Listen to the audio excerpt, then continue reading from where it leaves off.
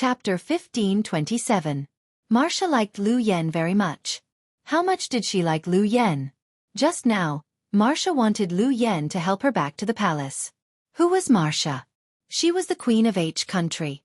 H country was not a backward country. As the queen of H country, not everyone was qualified to serve her. Marcia really wanted Lu Yan to be the future queen of H country. She wanted Lu Yan to be the lover of her son, Richard. Although Lu Yan was an actress, Marcia's own son, Richard, was also an actress. In the eyes of H country, being an actress was not an unspeakable occupation. Z country might have regarded actors and singers as improper occupations in the past. A long time ago, only those who looked slightly better but had a lower standard of living would choose to be an actress. H country changed their views earlier than Z country in this aspect. Therefore, Marcia did not mind if an actress became the queen of H country. When Marcia chose her son's future wife, she never considered whether the woman was clean or not.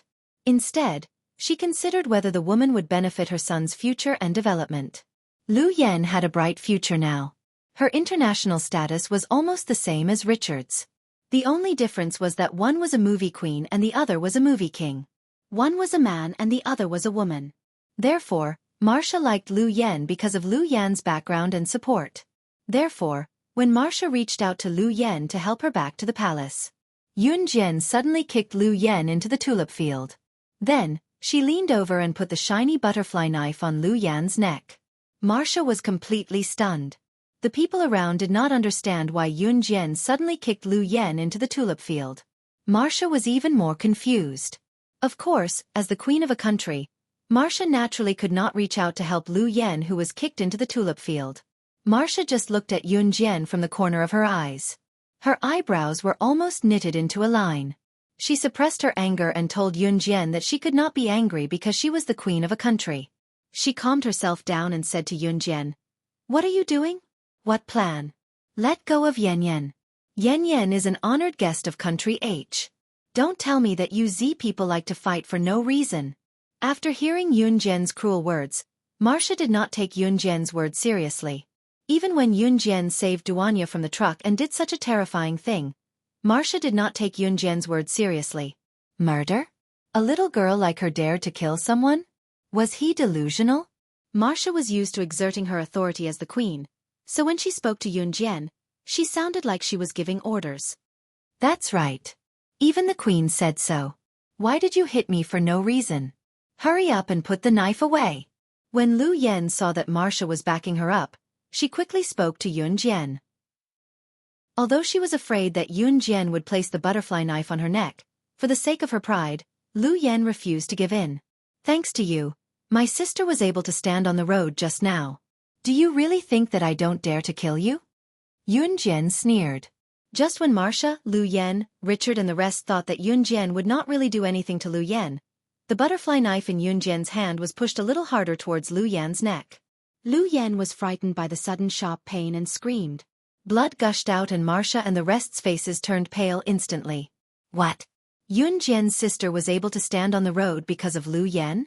This was not the point. Although Marcia was frightened by Yun Jian, she remained calm. When she saw that Yun Jian was pushing the butterfly knife in Yun Jian's hand again, she raised her voice to Yun Jian. How dare you kill her in front of me? I even dare to kill you. Why wouldn't I dare to kill her? Under Marcia's disbelieving gaze, Yun Jian was still aggressive. Chapter 1528. Please. I beg you. Please don't kill me. I was wrong. Yun Jian pushed the butterfly knife in her hand further and Lu Yan's neck started to bleed. Perhaps Lu Yan was frightened, or perhaps it was because of the intense pain. Lu Yan immediately screamed and begged for mercy with all her strength. The neck was a fatal spot and it was also the most difficult part to recover from. If she did not control her strength well enough, she could kill Lu Yan right away by pushing the knife against her neck like she was doing. Yun Jian controlled her strength well. She pushed the butterfly knife into Lu Yan's neck and Lu Yan would not die on the spot. Of course, if she was not treated, Lu Yan would die. However, Yun Jian controlled the butterfly knife and pushed it into Lu Yan's neck. Lu Yan would not die for a while. Queen Marcia did not expect that Yun Jian would dare to do it. Marcia, who had been pretending to be calm, could not help but stagger. She was obviously scared by Yun Jian. Then Marcia could not even say a word. Perhaps it was because Marcia had taken Yun Jian's, "I even dare to kill you. Why would I not dare to kill her seriously?" She did not utter another word as she stood on the side. Yun Jian then turned her eyes to Lu Yen. "Yun." Richard wanted to say something but stopped when he saw Yun Jian's cold eyes. "Say it. Why did you set my sister up?" Yun Jian pushed the butterfly knife deeper into Lu Yan's neck every time she said a word. Although there were many bodyguards and servants around her, Marcia did not dare to say anything. Marcia, as the queen of H country, had a strong aura. However, compared to Yun Jian, she was far behind. Even the people around felt that Yun Jian was being ridiculous. Did Lu Yen set Duanya up? Was it Lu Yen who made Duanya stand on the road? Even if the people around didn't believe that Lu Yen was behind Duanya's incident, they had to hold their breath and look at Yun Jian. Just when Marcia and everyone else thought that Lu Yen was wrongly accused, in order to save her own life, Lu Yen did not care about anything else. She immediately spilled out everything that had happened to her. I was wrong. Let me go. I'm just, jealous. I'm jealous that you're able to obtain Prince Desmond's love. I didn't mean it. I was wrong. Don't kill me. As long as you don't kill me. Whatever Prince Da, I'll give it all to you. I won't pretend to be a lady in front of the queen anymore. As long as you let me go. Lu Yen was so scared that she started to talk nonsense. At this moment, Lu Yen could not think of anything else. Her mind was only filled with fear. What? Queen Marcia was shocked when she heard Lu Yan's words. So what Lu Yen did just now was all an act? Queen, as Richard's friend, I have to say that Lu Yan's current achievements were all due to her subterfuge. Yao Lily also said to Marcia. Yao Lily would not say anything more. He had already said what he wanted to say. What happened next would depend on Marcia's own opinion. Sure enough, as soon as Yao Lily finished his words, Marcia's face turned even uglier. Yun Jian did not kill Lu Yen. In the end, Lu Yen was sent away by the paramedics. If it was in her previous life, Yun Jian would definitely slit Lu Yan's throat. However, she did not do so now. That was because she had found a better way to punish her.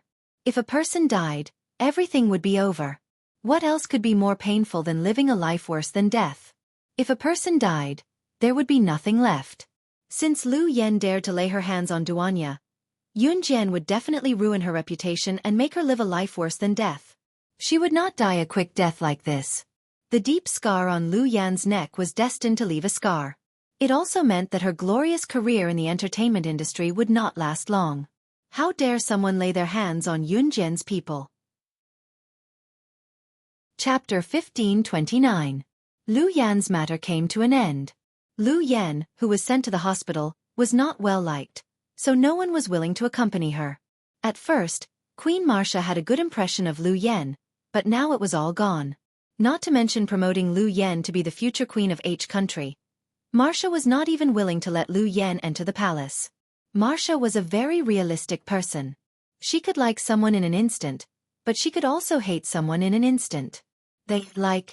Here had nothing to do with love. As for Yun Jian, Marcia did not say anything and left on her own. In the evening of the same day, Yun Jian took Xiao Yunzhu, the 3 children, and Ce to play in the tulip field until late at night. Lin Wan, Yao Lily, and Richard also followed Yun Jian and the others to walk in the tulip field. Rather than following Yun Jian and the others, it was better to follow Xiao Yunzhu and the other 2 children. Xiao Yunzhu and the other 2 children were very noisy.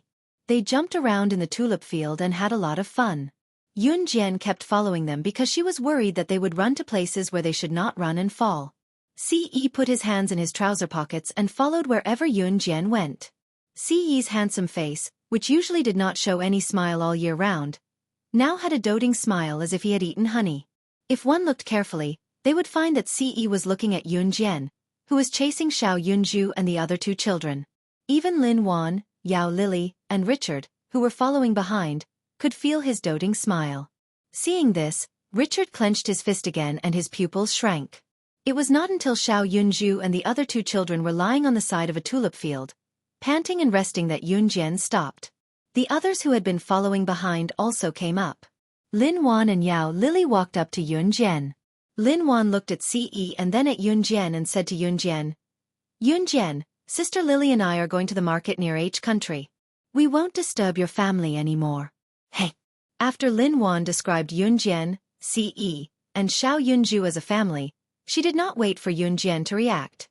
She quickly turned around and grabbed Yao Lili, and the two of them flew away. Not knowing when, from a commoner who looked at the superstar, Yao Lili, with Yao Lili, Sister Lily. By the time Yun Jian realized what Lin Wan meant by family, Lin Wan and Yao Lili had already run far away. Then Yun Jian's face turned slightly red. After Lin Wan and Yao Lili left, there was only one outsider, Richard. But Richard had no intention of leaving at all. When Lin Wan said that Yun Jian, Ce, and Xiao Yunju were a family, Richard almost went berserk. He felt that he could not control himself. He liked Yun Jian. Whether she was married or not, he wanted her. As the Prince of H country, Richard could have anything he wanted. This was the first time that he could not get something. So he was very persistent. When he thought of this, Richard felt that he had to start with the most basic conversation with Yun Jian. Just as Richard turned around to talk to Yun Jian, he saw Ce standing in front of Yun Jian. He held Yun Jian's head, bent his lean back slightly, and kissed Yun Jian's rosy lips. Seeing this scene, Richard almost rushed over. But that was not all. Ce held Yun Jian's head with one hand and hugged Yun Jian's waist with the other. He pressed Yun Jian down on the tulip field. Chapter 15:30. Ce pressed Yun Jian down on a patch of tulips. The patch of tulips that had fallen down seemed to have formed a natural bed for Ce and Yun Jian. Other than the patch of tulips that Ce was pressing down on Yun Jian, the other tulips on the field were still standing. The tulips weren't short. If someone were standing far away, they wouldn't be able to see the scene of Ce pressing down on Yun Jian. However, Richard was standing less than 5 meters away from Yun Jian and Ce. Richard could clearly see that Ce was kissing Yun Jian's lips and pushing Yun Jian down on the tulips. The two of them were in close contact, as if the clouds were a house and the earth was a bed. This scene made Richard want to die. Richard clenched his fists tightly and was so angry that his face was about to turn green. But what was worse was that Ce's hand, which was wrapped around Yun Jian's waist, slid from Yun Jian's back to her front. His large, well-defined hand even grabbed onto Yun Jian's ample bosom through her thin clothes. This scene made Richard so angry that he almost vomited blood. You guys, stand up." Richard couldn't hold back and took a big step forward. His handsome face revealed a fierce expression. "Oh, you haven't left yet." Ce's handsome face, which angered both men and gods, curved his lips slightly. After hearing Richard's words, he didn't pull Yun Jian up. Instead, he rubbed Yun Jian's ample bosom even harder. Yun Jian was kissed by Ce and had her sensitive area grabbed. Her rosy face couldn't hide her embarrassment and she couldn't help but let out a soft moan. At this moment, Richard was about to explode from anger. "Get up! Get up!" Richard took another big step forward and shouted. His upbringing as a prince told him that he could not go up and pull Ce off Yun Jian directly. It was impolite. Richard could only stand beside Yun Jian and Ce and shout at them. Xiao Yunju and the other two were playing hide-and-seek in the distance, so they didn't see this scene. The three children were having a lot of fun. Ce kissed Yun Jian in front of Richard for more than 10 minutes before he raised his head and cast a sidelong glance at Richard. Ce's handsome face made Richard feel inferior. But what could he do? He was the Prince of Country H and held a high position. Many women were waiting to climb into his bed. Ce was just a little more handsome than him. Moreover, he was also a handsome man. He was even an international superstar and an award-winning actor. "Hurry up and get up, you two." Richard clenched his fists and said to Ce in a muffled voice. If it wasn't for his manners as a Prince of Country H, Richard would have rushed forward. When Ce heard Richard's words, his handsome face curved into a smile. "I'm flirting with my wife. If you say get up, we'll get up, okay?" At this moment, Ce looked down at Yun Jian. He shamelessly grabbed Yun Jian's ample bosom in front of Richard. "There are tulips planted where you're lying. You're destroying the environment. So get up now. Otherwise, I'll punish you for destroying the environment according to Country H's laws." Richard dared not expose his thoughts directly, so he could only come up with an excuse. After Richard said that, Ce stood up from Yunjian and reached out to help Yunjian up. Xiao Jian, slow down. I'll help you up. Seeing that Ce was probably frightened by what he said, Richard breathed a sigh of relief. It looked like he still had a chance to snatch Yunjian away from Ce. Just as Richard thought about it, Ce spoke again. Ce was helping Yunjian up slowly from the tulips and said something that made Richard puke blood. Chapter 1531. Ce's ability to lie through his teeth wasn't just for show. He slowly helped Yunjian up without blushing or skipping a beat, as though he was afraid that Yunjian would fall. It was as though Yunjian was really pregnant. After helping Yunjian up, Ce pulled Yunjian's little hand and pulled Yunjian into his embrace. Then, Ce placed his slender palm on Yunjian's abdomen in front of Richard and gently stroked it twice, as though there really was an unborn baby inside. Richard stretched out his trembling hand and pointed at Ce. This time, he was so angry that he was about to vomit blood. However, before Richard could vomit blood, Ce grabbed Yunjian's little hand and walked around Richard. He then called for Xiao Yunzhu and the other two to leave. Yunjian's face was slightly red. She pursed her lips and thought to herself that Ce's skin was getting thicker and thicker. She was really afraid that one day, his lies would reach a whole new level. Seeing Ce leave with Yunjian's little hand, Richard, who was standing in the distance, clutched his chest. Richard felt as though blood was about to spurt out of his chest from anger. However, this wasn't the end. Xiao Yunzhu and the other two circled around Ce and Yunjian. Perhaps because Xiao Yunzhu had overheard Ce's words, Xiao Yunzhu was now looking at Ce and Yunjian with eyes full of anticipation. From afar, Richard could still hear Xiao Yunzhu asking Ce in a loud voice. Big brother Ce, when will big sister give birth to a little Ce for us to play with? Yay yay yay. A little Ce will definitely be very good looking. Xiao Yunzhu's words were like a sharp sword that almost pierced Richard's heart. Richard clutched his chest. This time, he really couldn't take the blow anymore. He knelt on one foot in the tulip field and almost vomited blood. But even so, it didn't change Richard's desire for Yunjian. Men were all cheap.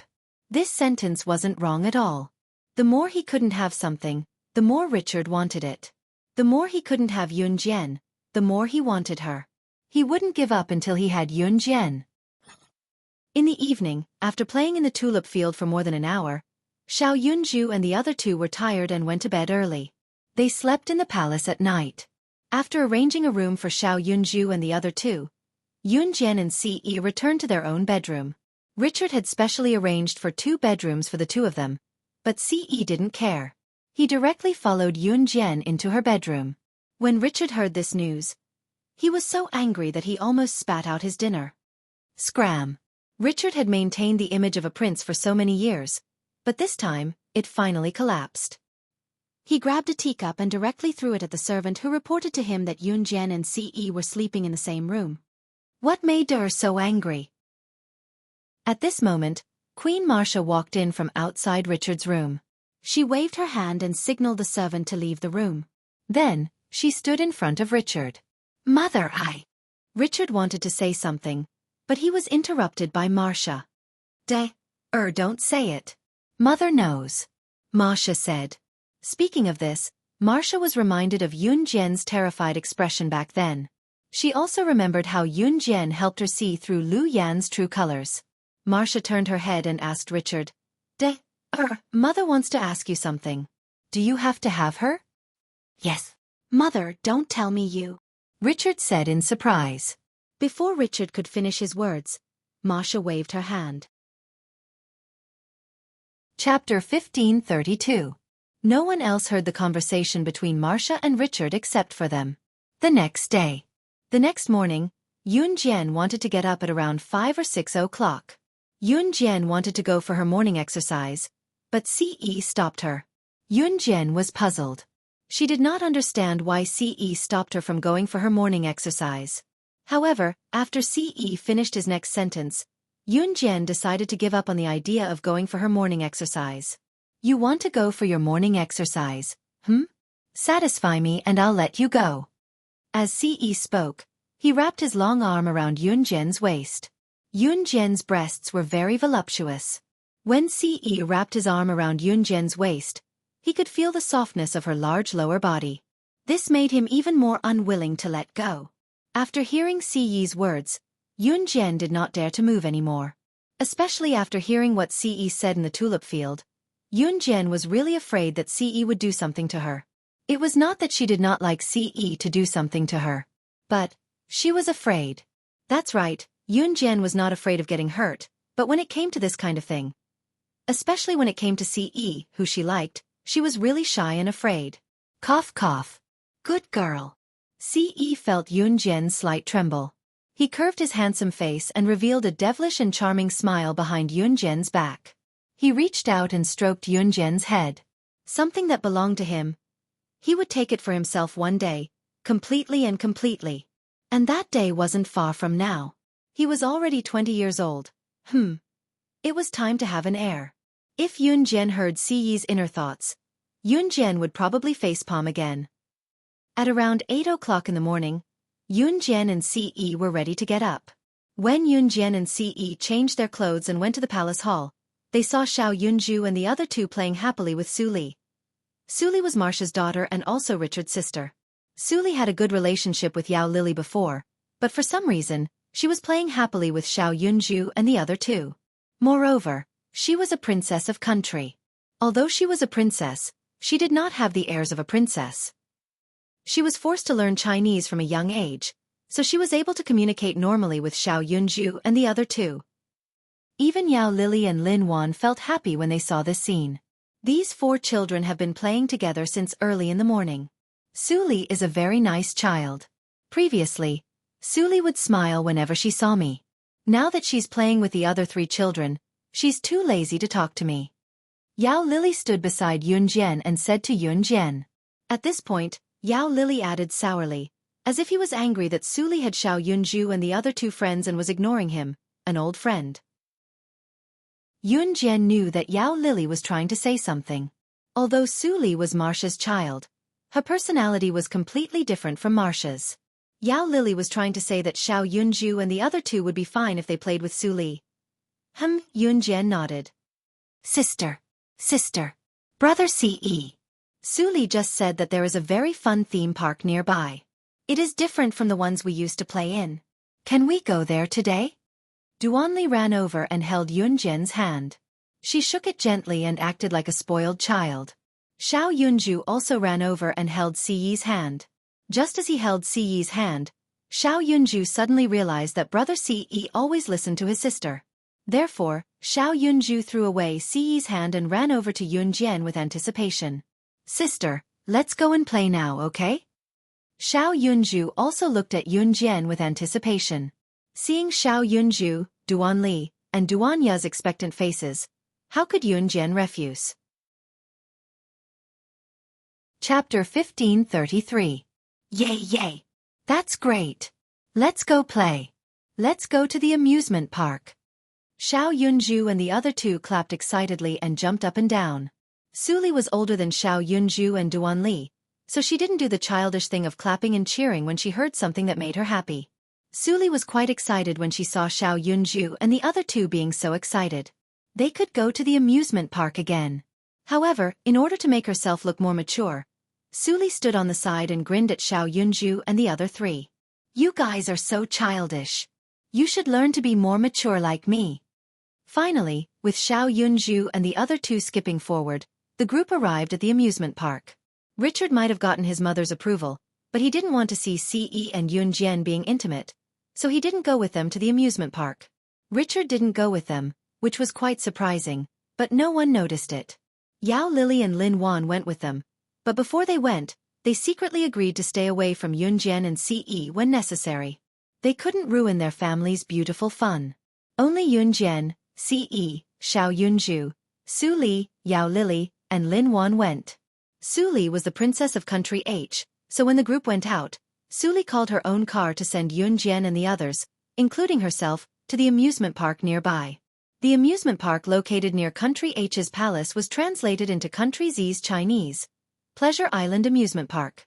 Of course, Pleasure Island Amusement Park was only translated into Country Z's Chinese name.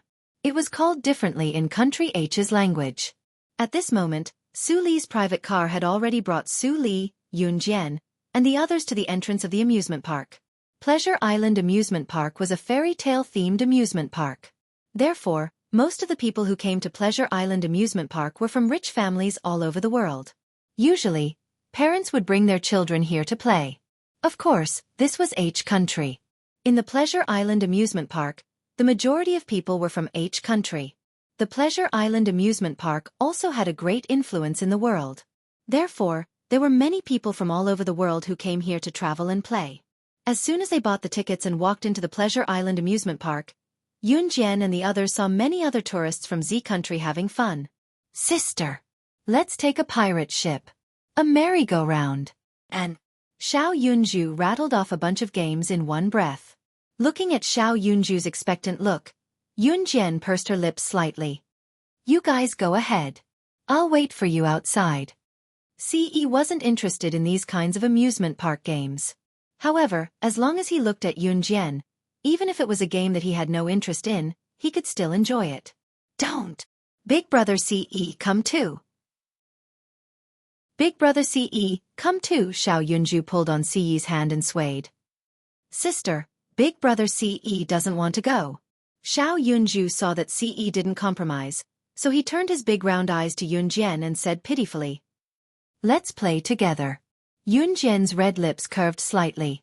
She looked sideways at Ce and said, okay. Almost as soon as Yun Jian said that, Ce agreed. The speed of his reply couldn't be faster.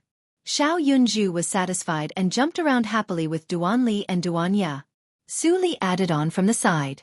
Her words were directed at Xiao Yunju and the others. Your brother and sister are so loving. They treat you so well. They even accompany you to the amusement park to play. When she said this, a trace of envy flashed across Su Li's eyes, along with an imperceptible sense of depression and loneliness. Yeah, big brother Ce and sister treat us so well. Xiao Yunju responded at this time. As they spoke, the group walked towards the amusement park. Chapter 1534. There were many dangerous games in the amusement park that children were not allowed to play. The game equipment in the amusement park didn't depend on the age of the child, but the height of the child. Generally, thrilling games like the roller coaster were not allowed to participate in those who were under 1.4 meters tall. This was a matter of life and death, so naturally, they couldn't be careless. In front of every ride, there was a height measuring scale placed to stop children who were not tall enough to avoid accidents. For example, Xiao Yunju, Duan Li, and Duan Ya's age. There weren't many games that they could play in the amusement park, and thrilling games were even more forbidden. Therefore, Yun Jian's first stop was to bring Xiao Yunju and the other two to the merry-go-round. There were many people lining up to play the merry-go-round, especially since the Happy Island Amusement Park was a very popular large-scale amusement park. Rides like the merry-go-round were accessible to children of any age. In the amusement park, most of the people who came to play were adults who accompanied their children. Therefore, for a ride like the merry-go-round, which was accessible to children of any age, there were naturally many people lining up to play. There was a long line here. Sister, there are so many people. Xiao Yunju pouted, pulled Yun Jian's clothes and said, N. Yun Jian nodded lightly. The waiting area was full of people. It was not difficult to see that the amusement park's merry-go-round was quite popular. Yun Jian and the others' luck was not particularly good. When they entered the amusement park, the first game they played was about half an hour in line before it was their turn. Seeing that it was their turn to play in the next round, Xiao Yunju waited for a long time. He stretched out his hand to move his limbs. There were too many people standing in line here. There were people standing in front and behind. Xiao Yunju stretched out his hand to move his limbs. Just as he stretched out his hand, he accidentally hit a boy who was about the same age as Xiao Yunju standing in front of him. Rather than hitting, it was more like accidentally touching the boy's cheek with his hand. What are you doing? The boy standing in front of him was from Z country. It seemed that he was impatient from waiting. Now that Xiao Yunju had accidentally touched his cheek, he was furious on the spot and turned his head to look at Xiao Yunju fiercely. There was a man and a woman beside the boy. It wasn't hard to tell that the man and woman standing beside the boy were his parents. The boy's father was an average-looking man with a belly bigger than a beer. Every time he breathed, One could clearly see his fat belly tremble. The boy's father should be in his 40s. The boy's mother was very young. She was only in her mid-20s. If one didn't take a closer look at the similarities between the boy and the woman, it would be hard to tell that the woman was only 25 or 26 years old, but she was already the mother of an 8-year-old boy. It was even harder to tell that this woman and this man in his 40s were husband and wife. Xiao Yunju was shocked by the boy's roar. Xiao Yunju realized that he had accidentally touched the boy's cheek. It was his fault. The teacher said that he had to apologize if he accidentally touched the boy. "I'm sorry, I accidentally touched you." Xiao Yunju hurriedly apologized to the boy. "What's the use of apologizing? Whose child are you? How dare you hurt my Fuwa? Didn't your mother teach you how to behave? Really, I don't even know if this wild child has any bacteria on his hands. It's so dirty." Before the boy could speak, the boy's mother, who was in her mid-20s, pushed Xiao Yunju away. She squatted down beside the boy and scolded him while wiping his face. While wiping the boy's face, the woman scolded, "Children nowadays only know how to apologize. Do they think that they are very polite?" Chapter 1535. As the woman scolded, she also called her son, which was the boy's nickname. The boy's nickname was Fu-er, and his name was Zhang Laifu. It was a very tacky name, but the woman said it smoothly. The woman's name was Fan Xian, and she was 25 years old. Fan Xian was Zhang Laifu's biological mother. She was quite good-looking, and there was nothing to say about her looks.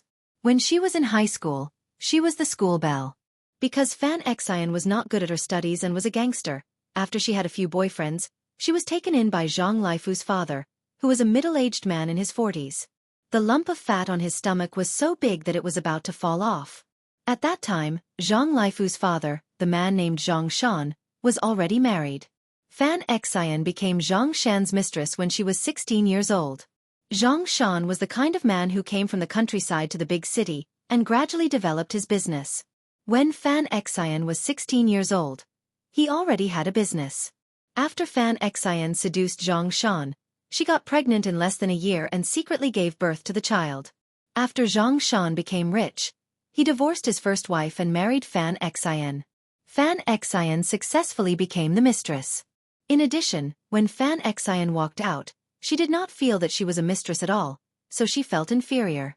On the contrary, she felt that she was great and powerful, better than her peers. Classmates of her age were still starting their own businesses after marrying their husbands. But what about her? She married her husband. Although she was a little old and was already in her 40s, she not only had a car and a house, but she also had a business.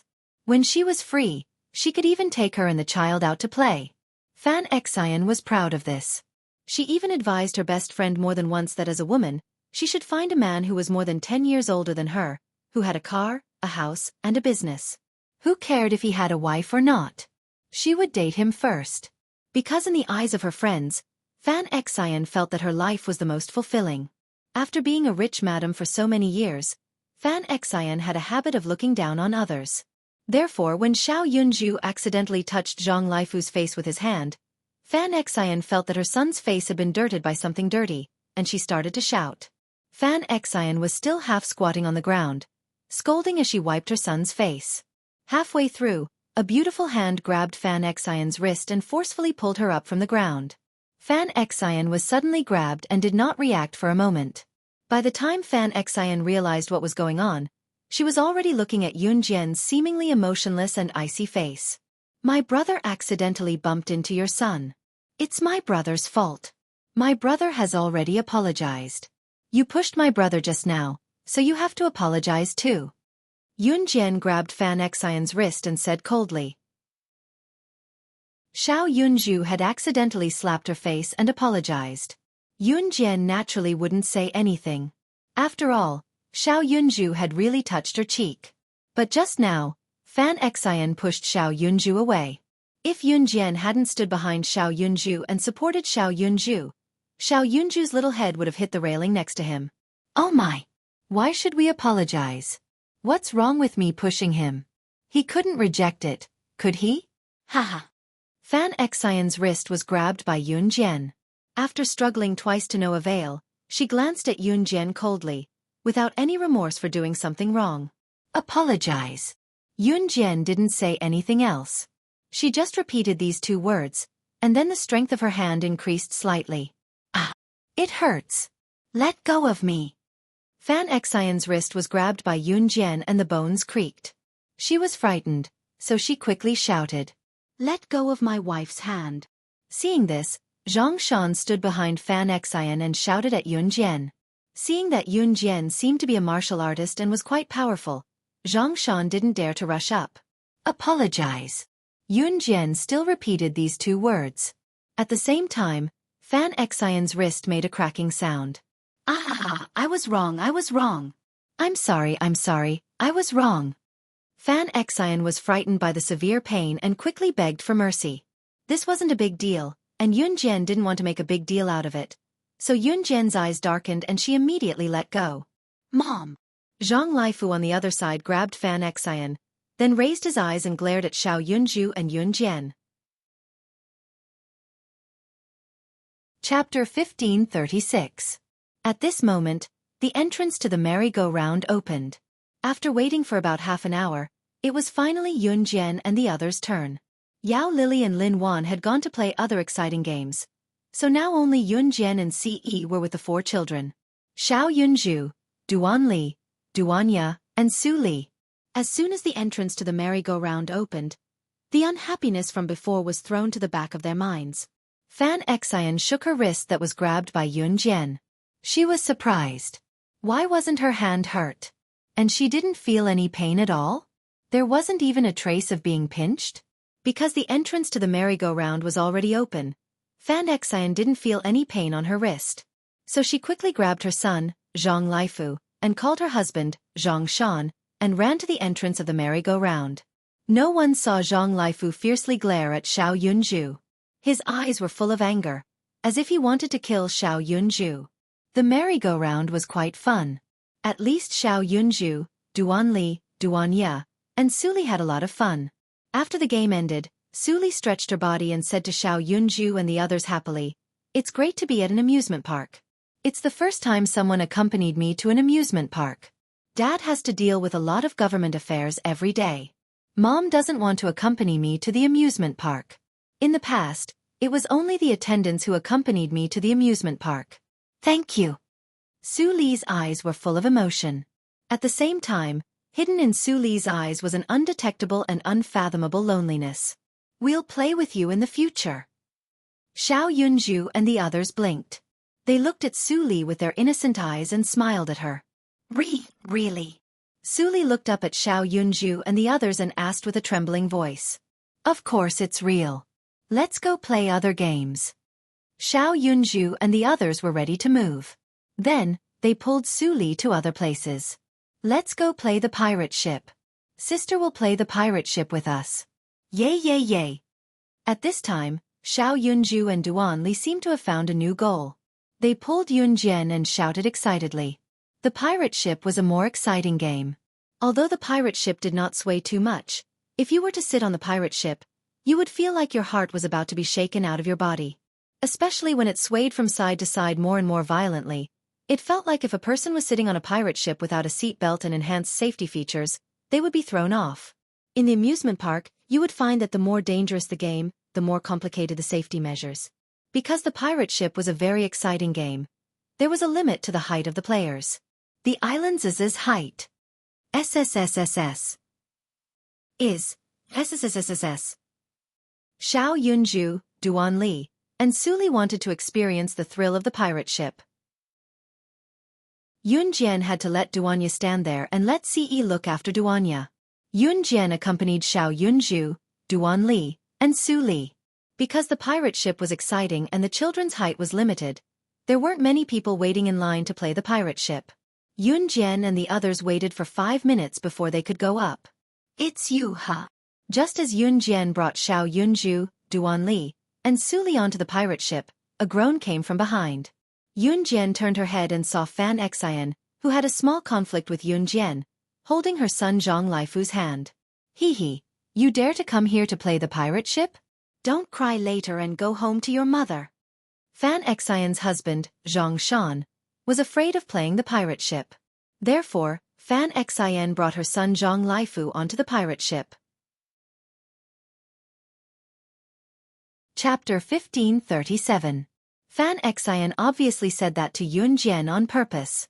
Her original intention was to anger Yun Jian. Yun Jian's hand just now hurt Fan Xian. Although Fan Xian didn't feel the pain at all after Yun Jian let go, Fan Xian was a vengeful person. Get out of the way! Coward, I'll wait to see you cry later. Haha, get out of the way! Fan Xian said. She grabbed Zhang Laifu's hand and swaggered past Yun Jian to the pirate ship. Yun Jian ignored Fan Xian and Fan Xian's son. An ordinary pirate ship could seat 4 or 5 people in a row, but the pirate ship in the amusement park was bigger. It could seat 6 people neatly in a row. Yun Jian and the others had a total of 4 people. Yun Jian was afraid that Xiao Yunju, Duan Li, and Suli would accidentally fall from the pirate ship, so she didn't let them sit on the side. Yun Jian let Xiao Yunju and the other 2 sit in the middle, and then she sat on one side of the row. There were 6 people in a row. Yun Jian sat on the leftmost side, then Duan Li, then Su Li, and finally Xiao Yunju. Xiao Yunju was braver, so he was the furthest away from Yun Jian. Yun Jian's row could seat 2 people. Mom, I want to sit with them. Humph. I want to see them cry. Zhang Laifu took the seat on the right side of Xiao Yunju and sat down. He looked at Xiao Yunju with a strange look, as if he wanted to kill Xiao Yunju. Fan Xian spoiled her son, so she naturally agreed to Zhang Laifu's words. So Zhang Laifu sat on the right side of Xiao Yunju, and Fan Xian sat on the rightmost side of Yun Jian's row. From left to right, Yun Jian's row was followed by Yun Jian, Duan Li, Su Li, Xiao Yunju, Zhang Laifu, and Fan Xian. After the staff fastened everyone's seatbelts and reinforced the safety measures outside, they returned to the control room and the game officially began. It's about to begin! It's about to begin! Xiao Yunju shouted. Tieske, what a coward! Fan Xian, who was sitting next to him, sneered. At this moment, the pirate ship game officially began. The pirate ship began to sway slowly. Xiao Yunju, Duan Li, and Su Li were not afraid at all. Zhang Laifu's palms were sweating, but for the sake of his face, he forced himself to stay calm. Fan Xian was already screaming from being swayed. Yun Jian just put her hand on the armrest and let the wind blow her hair and clothes. She didn't know what fear was at all. Just as the pirate ship swaying was at its peak and was strong enough to fling someone out, the foolish Zhang Laifu suddenly shouted at Yunju, "Brother Yunju! Go to hell! You just bullied my mother! Go to hell!" As he said that, Zhang Laifu grabbed the seatbelt of Xiao Yunju's seat and unfastened the seatbelt on Xiao Yunju's body. Zhang Laifu had already planned to do so. Once the seatbelt was unfastened, the other safety measure was not enough to bind Xiao Yunju because Xiao Yunju was too thin. Especially at this moment, the pirate ship was flying to the highest point and was about to be thrown to the other side. Suddenly hearing Zhang Laifu's voice, the surrounding people looked over. However, at this moment, the pirate ship swayed down. Xiao Yunju flew out of the pirate ship because he didn't have a seatbelt. Oh my god! Something happened. Oh my god!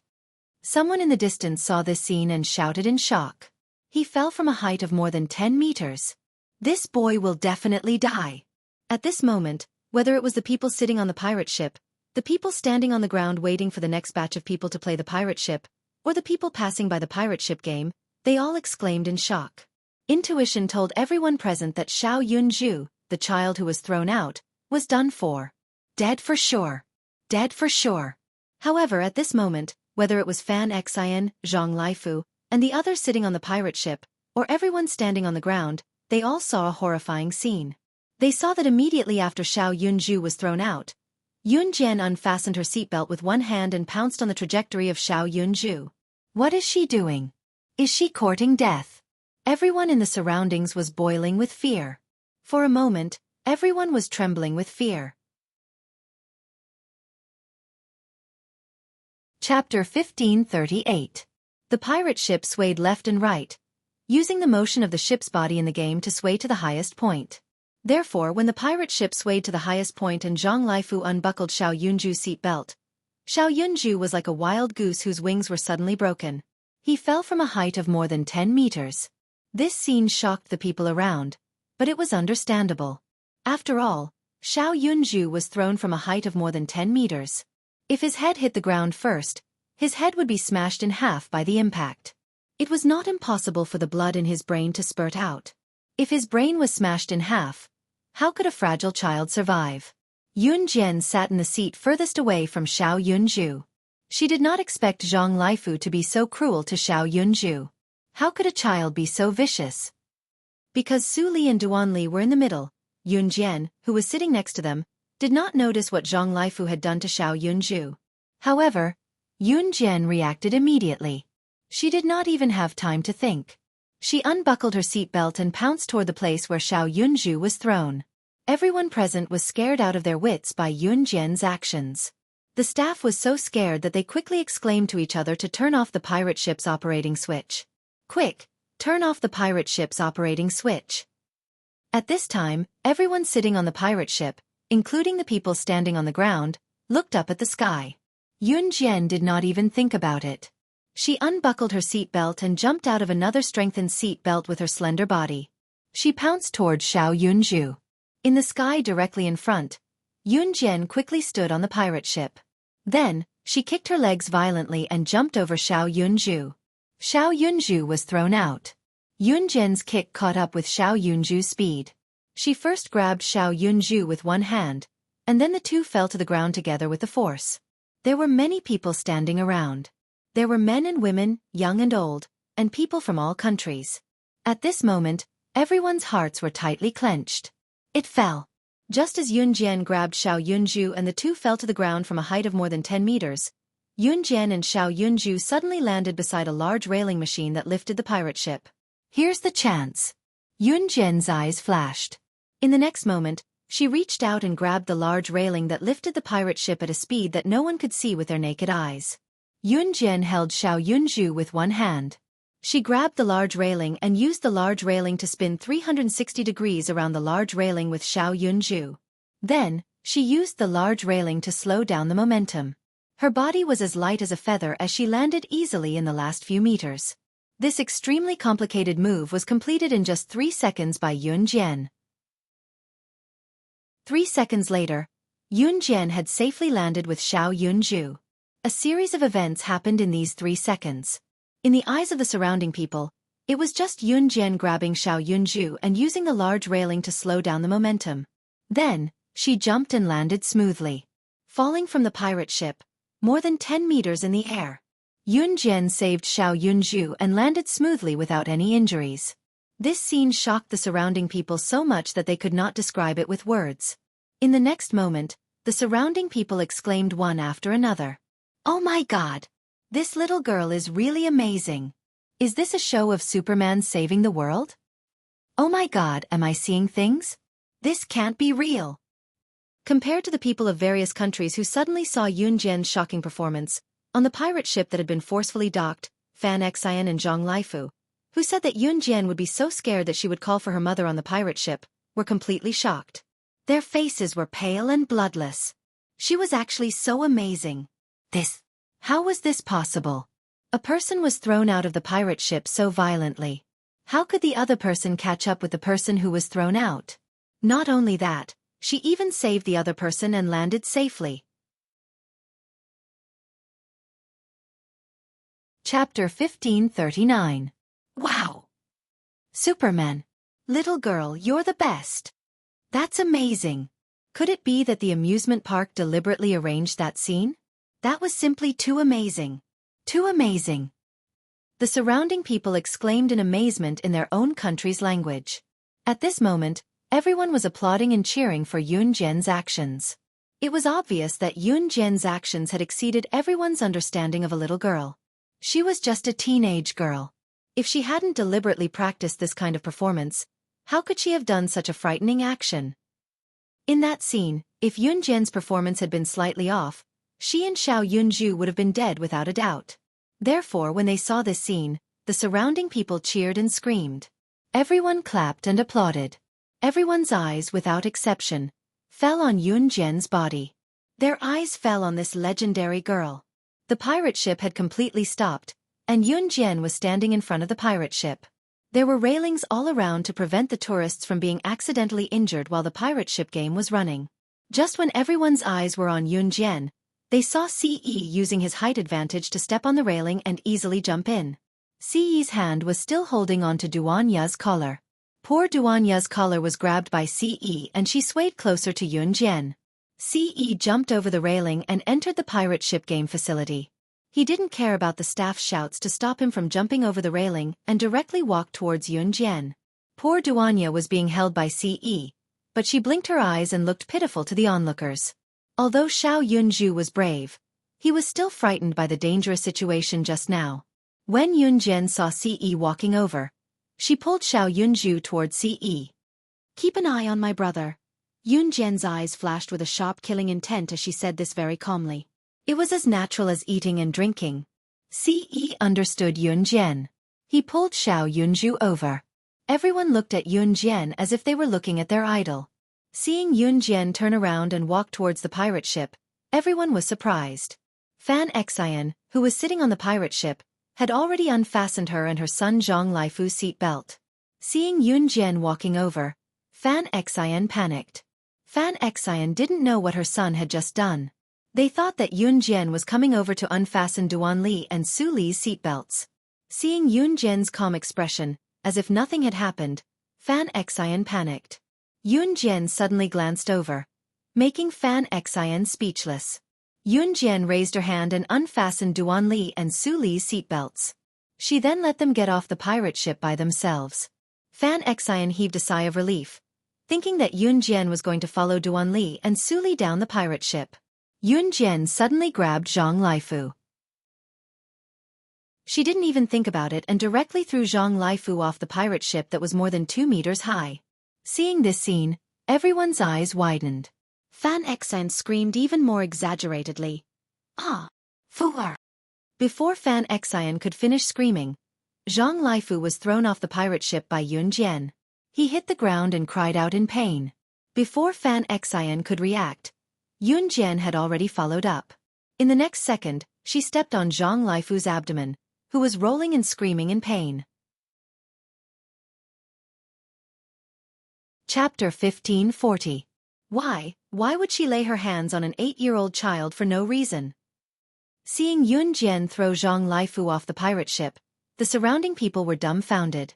Zhang Laifu was a fat boy, and it wasn't hard to tell that his family background was quite good. Otherwise, he wouldn't have eaten so much. Being thrown off the pirate ship by Yun Jian, even if Zhang Laifu was fat, his entire body would definitely be in pain from the fall. In fact, Zhang Laifu's feet had landed on the ground. Now that he had been heavily smashed, a clear kacha sound could be heard when Zhang Laifu's legs hit the ground. The child's body was thin and weak to begin with, so when Zhang Laifu's legs hit the ground, a clear kacha sound could be heard. Zhang Laifu's legs were fractured. At this moment, Yun Jian's foot was ruthlessly stepping on Zhang Laifu's abdomen. No matter how the surrounding people who didn't know the situation looked at it, they felt that Yun Jian had gone overboard. What was wrong with her? How could she be so ruthless to an innocent little boy? Many of the surrounding people were foreigners, so naturally, they couldn't understand Yun Jian's words. As foreigners, they could only look at Yun Jian's actions and guess Yun Jian's actions. Therefore, when Yun Jian stomped Zhang Laifu under her foot, the crowd went into a frenzy again. "Oh my God! This little girl is too much. How could she hit a child so recklessly? Hurry up and stop her. Go stop her." The surrounding group of foreigners were stunned. When they realized that Yun Jian was hitting a child, they instantly felt disgusted with Yun Jian. A few of the more righteous foreigners even wanted to step forward to stop Yun Jian. Just as the more righteous foreigners were about to walk over to Yun Jian and try to stop Yun Jian from stepping on Zhang Laifu's abdomen, Ce suddenly pulled out a silver pistol from his trouser pocket and fired 2 shots into the air. His handsome face was extremely cold. What he said made the righteous foreigners, who did not know the truth, shrink back. Ce's thin lips moved slightly, his icy demeanor causing everyone present to retreat with a shriek. "Anyone who dares to take a step forward will die." Ce was obviously protecting Yun Jian. Seeing Ce pull out a pistol, the surrounding people were frightened and retreated, screaming and fleeing. Fan Xian took a while to react. She saw her son Zhang Laifu being thrown off the pirate ship by Yun Jian. Zhang Laifu was struggling on the ground. She screamed and rushed over.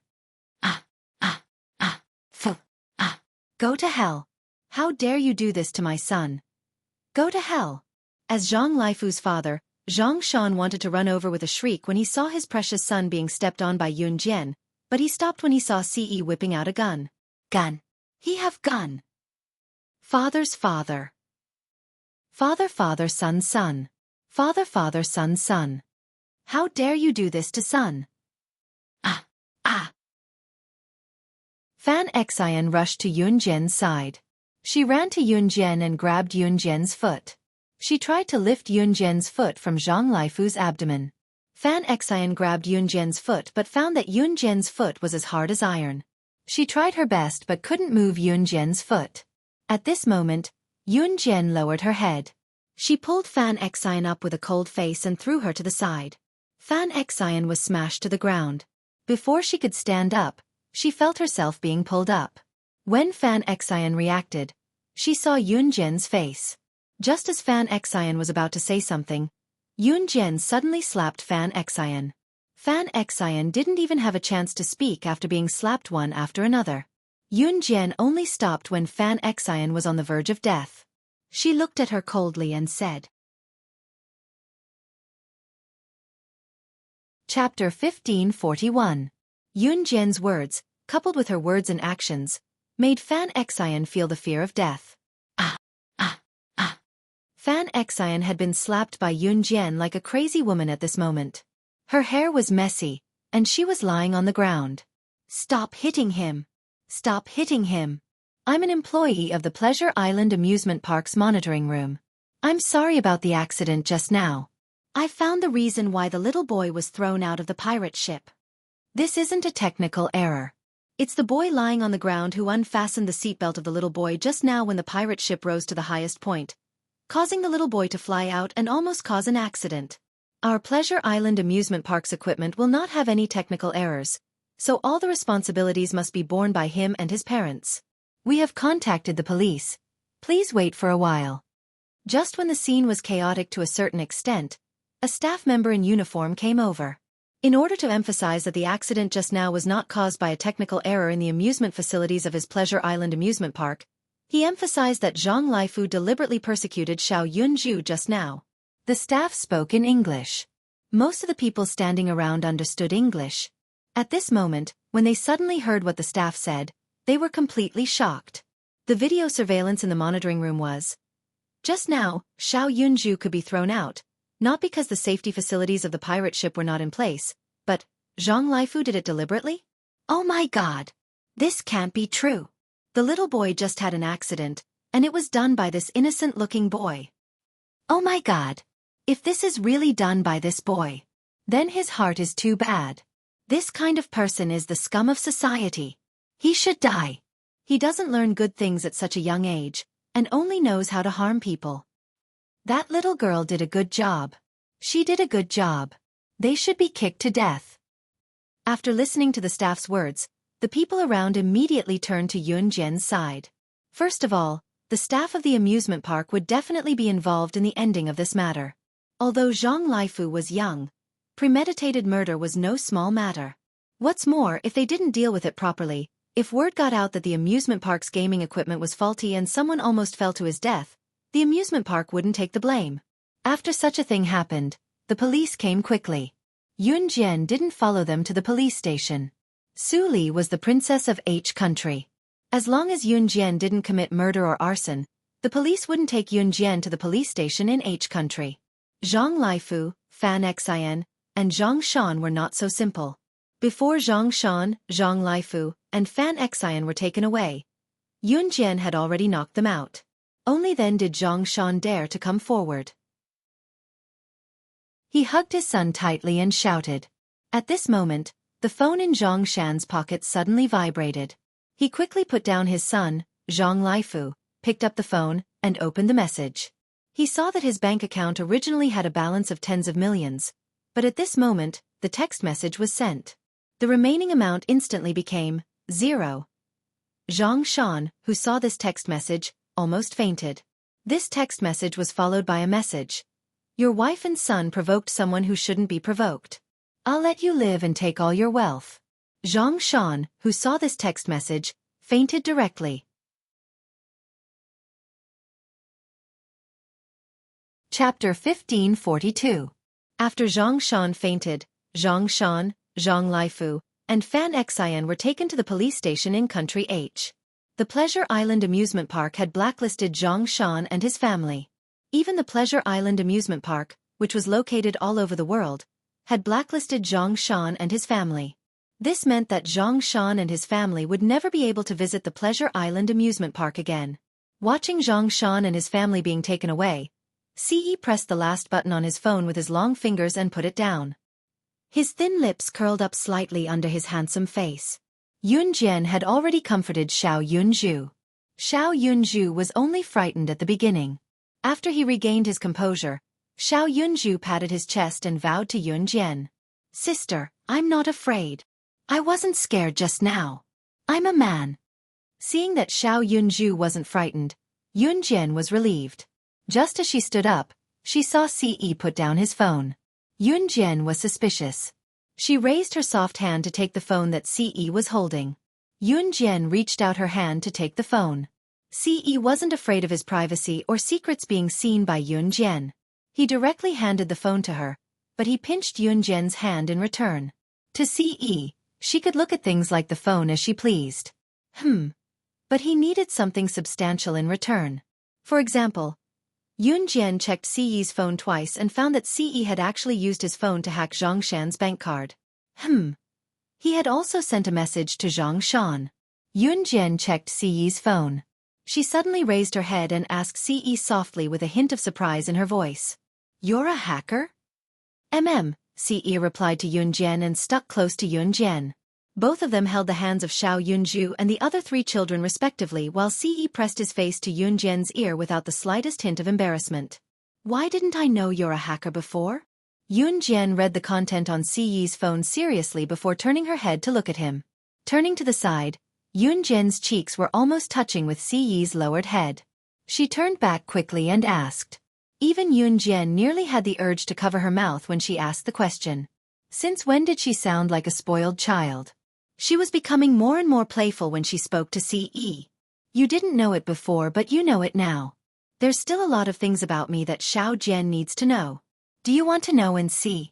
Ce suddenly pressed his lips to Yun Jian's ear and spoke softly, his soft voice brushing against the edge of Yun Jian's ear. Yun Jian nearly shuddered from Ce's soft voice. She quickly pushed the playful Ce away and led Xiao Yunzhu, the other three children, and Suli out of the pirate ship game. Ce's lips curled into a faint smile on his handsome face. It was a smile that he would only show in front of his most beloved Xiao Jian. Watching Yun Jian pull Xiao Yunzhu and the other three children out, a sinister image suddenly appeared in Ce's mind. He wanted to push his Xiao Jian onto the bed and make her give birth to a bunch of children for him. Just like how Yun Jian was holding Xiao Yunzhu and the other three children's hands now, the positions of Xiao Yunzhu and the others would be his and Xiao Jian's children in the future. For was not enough. 10. 20? Chapter 1543. Ce did not stay for long as Yun Jian had already left. He believed that it would not be long before a baby Ce would be stuffed into Xiao Jian's stomach. It was time for his heir to be born. If Yun Jian knew what Ce was thinking, she would probably glare at him before lowering her head. Yao Lily and Lin Wan did not know what happened on the pirate ship. Pleasure Island Amusement Park was indeed a world-famous amusement park. After Yao Lily and Lin Wan walked around the amusement park, they almost couldn't hold any more food and dolls in their hands. Lin Wan had a lot of fun today. Most importantly, she was actually having fun with the superstar, Yao Lily. God! This was something that Lin Wan did not even dare to imagine in the past. After meeting up with Yun Jian, the group returned to Country H's palace. Yun Jian and Lin Wan came out to play during the weekend. They still had to go back to school on Monday. Therefore, both of them planned to fly back home after dinner in Country H's palace. You're leaving. Why? Did we not treat you well? Richard asked loudly in shock when he heard that Yunjian was leaving. Yunjian was leaving? She was leaving so soon? How was he going to keep her in country H? Once Richard remembered that his mother Marcia had promised to help him keep Yunjian, he turned to look at Marcia. Queen Marcia nodded at Richard, hinting for him not to be anxious. Richard finally calmed down. Everyone was dining at the long table with Queen Marcia sitting at the most prestigious seat. Hearing Richard's exclamation, Yunjian's eyes dimmed but she ignored him. Yao Lily answered Richard's question for Yunjian. They still have to go back to school. Yao Lily's words made Richard's eyes darken. Richard almost said to Yunjian, Country H is so good, why do you have to come back to Country Z? But after thinking about it, Richard still held back. What happened to Lu Yen was my fault. Please don't take it to heart. Stay for a few more days. Queen Marcia looked at Yunjian and said softly. Even when Marcia was apologizing, her words were full of nobility. It was obvious that she was the queen and everyone sitting below her was inferior to her. I'll return to Z country in a moment. Hearing Marcia's apology, Yunjian did not compromise. She would never change her mind because of anyone. Isn't our country H good? Why are you in such a hurry? Queen Marcia asked again. When she said this, Marcia raised her voice. When Marcia said this, she acted as if she did not hear it at all. Yunjian and Lin Wan returned to Z country because they had to go back to school. Queen, they really have to go back to school. Even Yao Lily felt helpless about Marcia's dictatorship, so Yao Lily spoke again. Since everyone is sitting here, I'll just say it directly. Yunjian, I misunderstood you before. Now the misunderstanding has been cleared. If you stay, I'll let you become the future queen of country H. 3 days later, you'll marry my son Richard. Marcia's words were quite dictatorial. She did not even consider whether Yunjian would agree with her decision or not. Hearing Marcia's words, Ce looked up with his deep eyes that were as sharp as an eagle's. His eyes instantly reflected a strong murderous intent. Just before Ce was about to speak, Yunjian grabbed Ce's hand and signaled him to keep quiet. Then Yunjian stood up by herself. I think I must have made you misunderstand something. What queen of country H? I don't care. It seems that there's no need to continue this meal. Then I'll never see you again. When Yunjian said this, she signaled them to stand up. Lin Wan was confused for a moment. What was going on? However, Lin Wan and the others stood up cooperatively. How dare you? Just when they were about to turn around and walk out of the door, Marcia slammed the table and stood up. I'll give you the position of the future queen of country H. Such a great honor, and you don't want it? To be honest, I don't like a woman like you. If it weren't for my daughter who likes you so much, I wouldn't even accept an uneducated woman like you in my country. There was a strong sense of charity in Marcia's words. Chapter 1544. Marcia felt that what she said was like an imperial edict and Yunjian should accept what she said. But in fact, even Yao Lily could not accept Marcia's tone. That was why Yao Lily told Yunjian that although Suli was Marcia's child, Suli was completely different from her own mother. Suli was a good girl, unlike Marcia, who was dictatorial and tyrannical. Marcia's words could not be accepted by anyone. What was more ridiculous was that Marcia felt that what she said was like an imperial edict and there was nothing wrong with it. I don't care about the position of the Queen of H country. This position is a treasure to you, but to me, it is a useless position. Only a useless person can sit on this position forever. Only a woman without her own power and influence would guard her position as queen like a treasure. Needless to say, if H country were to be destroyed one day, then Marcia, the queen, would be even worse than a commoner. Because she only knew how to rely on men. She only knew how to please men in exchange for this position. To be honest, Marcia had nothing now that she had lost the position of queen. How dare you? Marcia was so angry by Yunjian's words that she slammed the table again. Yunjian actually said that she was a useless person. She actually said that the position she was sitting on was a useless one. My daughter is the prince of H country and will be the king of H country in the future. How dare you say something like that? Fine. You don't deserve to be the future queen of H country. But don't even think about leaving today. Even if I want you to be my daughter's concubine, I want you to stay. Guards. Surround them for me. You can't escape today. Masha slammed the table and roared. At this moment, she even threw away her years of self-restraint. Her carefully dressed face was now extremely ferocious. Marcia originally wanted Yun Jian to be her son Richard's woman and the future queen of H country. But now, Marcia had changed her mind. A woman like Yun Jian was not worthy of her son, Richard. However, her son, Richard, was already 25 years old. Until now, he had not taken a liking to any woman and had not given birth to an heir. It was rare that Richard liked Yun Jian, so Marcia wanted to force Yun Jian to stay and let Yun Jian give birth to Richard's child. She wanted to stabilize her son's position in country H first. After a long time, he would arrange a wife for Richard, and then let Richard's first wife give birth to an heir for him. At that time, Yun Jian could die wherever she wanted, and she wouldn't care at all. Marcia's wishful thinking was very good. She also believed that the royal army of H country could stop Yun Jian. Moreover, Marcia felt that Yun Jian should be touched to death by giving Yun Jian the status of a concubine. As soon as Marcia finished her words, a large group of guards rushed in from outside the palace. These guards were holding submachine guns and pistols in their hands. The scene was so overwhelming that it was frightening. Marcia raised her head high confidently. Yun Jian grabbed Siyi's hand and comforted him so that he wouldn't take action. Otherwise, Country H would become history if Siyi took action. Country H was innocent. The only one at fault was Marcia. Yun Jian glanced around and smiled coldly. She looked into Marcia's eyes and said, "Do you think these people can stop me? Why not? Could it be that you're a god? The royal army of H country is not something you can defeat," Marcia said confidently. The royal army of H country was a powerful army that was famous all over the world. Marcia didn't believe that Yun Jian could escape. However, as soon as Marcia finished her words, Richard also felt that his mother's actions would definitely make Yun Jian stay. Yun Jian smiled contemptuously. Her smile was sweet, but it made everyone's hair stand on end. The royal army of H country is indeed powerful. They have even eliminated an international criminal organization, Yun Jian said calmly. Marcia raised her head confidently when she heard that Yun Jian knew about the power of the royal army of H country. However, before Yun Jian finished her words, Yun Jian's words were heard again. Her words resounded throughout the whole place. Marcia, Richard, and all the soldiers who belonged to the royal army of H country were shocked. Yun Jian's clear, loud, arrogant, and unabashed words resounded throughout the place.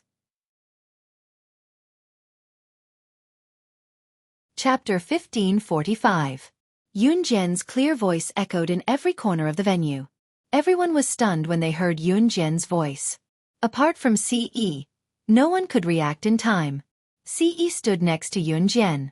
If Yun Jian was not holding his hand, he would have attacked long ago. Why would he wait until now? However, Ce did not attack immediately because Yun Jian was holding his hand and he could feel the warmth of her tender hand. Judging from today's situation, he would definitely let Prince Richard and Queen Marcia know how close death was to them. Ce's expression was nonchalant, but those around them who knew what Yun Jian was referring to caught up with her swiftly. Yun Jian just now. What did she say?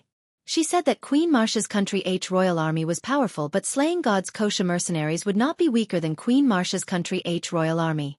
She even said that there was no such thing in this world as an army that could stop slaying God. Slaying God? Kosher mercenaries? What? Slaying God. Could the slaying God that Yun Jian mentioned be the #1 secret agent on the international secret agent ranking? The king of secret agents that no one could surpass? The one who struck fear in people's hearts and made countless international businessmen and politicians flinch. Slaying God. Queen Marcia, Richard, and everyone from country H's royal army were horrified when they heard Yun Jian's words. Yao Lily's face darkened as well. Yao Lily only knew about Yun Jian's ability, and the fact that Yun Jian could come and go as she pleased in an Han organization. Hence, she assumed that Yun Jian was comparable to the 4 leaders of an Han organization. However, she had never expected Yun Jian to be the #1 secret agent on the international secret agent ranking. No wonder, no wonder. No wonder you're called SS. You're the #1 secret agent on the international secret agent ranking. Slaying God. Yao Lily looked at Yun Jian in horror. Yao Lily had never asked about Yun Jian's identity before, but that didn't mean she wasn't curious. However, Yao Lili knew that the less he knew about this, the better. Today, after hearing Yun Jian's question that had puzzled her for many years, Yao Lili was really shocked. It turned out that the person who had saved her back then was slaying God, the number one on the international secret agent ranking. Queen Marcia and Richard were still in shock. The two of them stood there stupidly, unable to react for a long time. It was not until Yao Lili's exclamation that Marcia and Richard realized what was going on. Naturally, Marcia and Richard knew what slaying God, the number one on the international secret agent ranking, represented. When Marcia and Richard heard what Yun Jian said, they were completely stunned. It was only until they heard Yao Lili's voice that both of them snapped out of their shock. When Marcia heard Yun Jian calling herself slaying God, the number one on the international secret agent ranking, she was about to retort in a cold tone when she heard Yao Lili's voice. Yao Lili had addressed Yun Jian as SS from the beginning. That was true. In the beginning, no one knew what Yao Lili meant when he called Yun Jian SS. However, after hearing Yun Jian's self-address and recalling that Yao Lili had always addressed Yun Jian as SS, slaying God? She was SS? Are you really? Are you really slaying God, the number one on the international secret agent ranking? The current boss of kosher mercenaries? The queen's noble demeanor crumbled again and again. Her pupils constricted as she stared at Yun Jian and shrieked in shock. Yun Jian, the woman that her son Richard had his eyes on, was actually slaying God, the number one on the international secret agent ranking? The king of secret agents who terrorized the world. Queen Marcia had just finished asking Yun Jian when she saw Yun Jian taking 2 steps toward her. Marcia's heart skipped a beat when she saw that. She was so shocked that her face froze. In the next second, Yun Jian took 2 slow steps toward Marcia. She smirked and spoke in a cold voice. Marcia was so shocked that the crown on her head fell off.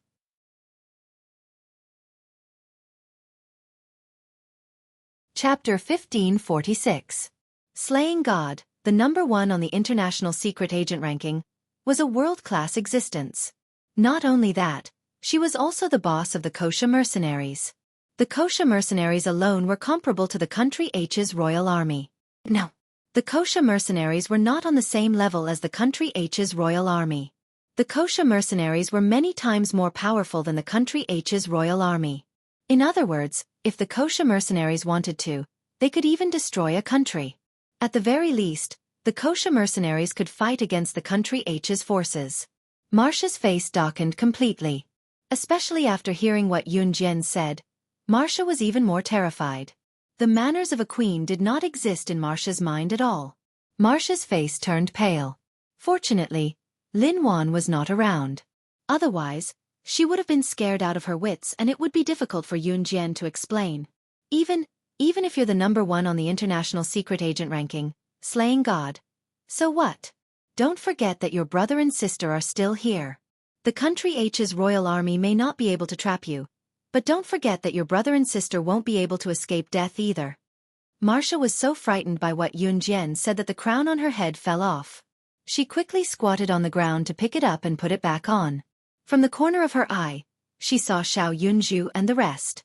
Therefore, Marcia used this to threaten Yun Jian. Of course, the moment Marcia heard Yun Jian say that she was slaying God, she was completely terrified. The number one on the international secret agent ranking. Slaying God. She did not dare to let Yun Jian stay. Unless Marcia did not want to live anymore. However, based on what Yun Jian said, it seemed that Yun Jian was not going to let her go. Marcia trembled violently. However, as the queen of country H, she forced herself to calm down. Compared to Marcia's reaction, Richard looked at Yun Jian with infatuation and despair. She was slaying God, the number one on the international secret agent ranking. Did this mean that there was no hope for him? What Marcia said sounded right to the people around her. It was true that slaying God was powerful and no one dared to refute that statement. However, Yun Jian now had a family to feed. She was not alone. She had brought Xiao Yunju and the other 2 with her. As slaying God, the top secret agent in the international ranking, it was only natural that she could escape from the guns of country H's royal army easily. However, things were different now. She, Yun Jian, was no longer alone. She even brought along Xiao Yunju and the other 2. It wasn't difficult for her to escape alone, But what if she brought along Xiao Yunju and the other two? Marcia was full of confidence this time. She could not afford to offend Slaying God. Then threaten Slaying God. Slaying God would definitely compromise after being threatened. At that time, she would ask Yun Jian to bring Xiao Yunju and the others away quickly. Marcia's only thought was to send Slaying God away. She did not want to create a disaster because of her actions. However, just as Marcia finished her sentence, Yao Lily continued. What Yao Lily said made Marcia's expression change drastically. SS once brought dozens of people to escape the attack of hundreds of gold medal assassins. Let alone bringing 3 to 4 people to escape from Country H's Royal Army's attack. I know her. With her ability, even if she managed to escape safely with her people, she still has the ability to wipe out Country H's Royal Army. Yao Lily was very firm when she said this because she had seen Yun Jian's ability before. What are you talking about? How is this possible? Yao Lily's words made Marcia's jaw drop. Just when Marcia was so shocked that she could no longer express the fear in her heart with panic, Ce, who was walking toward her from a distance, walked toward her. Ce, who stood not far away, strode forward and took 2 steps toward Yun Jian, extending his arm to pull her into his embrace. Ce pulled Yun Jian into his embrace in front of everyone. His thin lips curled as he spoke coldly. His words were directed at Marcia and Richard. 100 missiles from an Hun organization have locked onto Country H's royal palace. You will pay for your foolish actions. Chapter 1547. With Siyi's attack, how could Country H survive? At this moment, the words in Hun organization deeply agitated everyone present. Everyone's expression changed abruptly. Especially Marcia and Richard. The Kosha mercenaries and Slaying God were enough to scare Marcia and Richard. Marcia had completely dispelled the idea of keeping Yun Jian. However, the problem now was that Yun Jian and Ce would not agree to it even though Marcia had dispelled this ridiculous idea. They wanted to stop now that things had escalated to this stage? There was no easy solution in this world. An Hun organization. I thought an Hun organization doesn't participate in any country's disputes. Why? Marcia's expression changed again and again. Her face could no longer be described as flabbergasted. First, it was the Kosha mercenaries. Now it was an Hun organization. These 2 organizations were the assassin organizations that had caused an uproar in the world today. Marcia was so scared that she almost had a heart attack. Her whole life of being reserved and pretending to be elegant had completely collapsed at this moment. What are you going to do to Country H? At this moment, Richard finally understood the meaning of the word, fear. He lifted his head and looked at Ce in horror. The expression in his eyes was endless fear. Country H will be destroyed because of you. Ce did not even look at Richard. He did not allow Yun Jian to speak. Instead, he pulled Yun Jian into his arms and said these words to Richard in despair. Country H, destroyed? No. To Richard, this was a fact that was harder to accept than death. I don't want Yun Jian anymore. I don't want Yun Jian to stay and be my woman. Let us go. Let us go. Richard ran toward Ce. Richard, who was not short, looked like a defeated captive at this moment. It was hilarious. When Ce heard Richard say, I don't want Yun Jian to stay and be my woman, his eyes suddenly flashed sharply. In the next second, just as Richard ran to Ce to beg for mercy, Ce lifted his leg and kicked Richard to the ground. He held on to Yun Jian tightly with one hand. When his other leg kicked Richard to the ground, he stepped on Richard's abdomen. Then, Ce stepped on Richard's abdomen and tossed and turned. His strength was so strong that Richard's internal organs made a gurgling sound. My woman can only be sullied by me. Who do you think you are? How dare you steal my woman? Prince of Country H? Even if you are the king of Country H in front of me, you are still a piece of trash.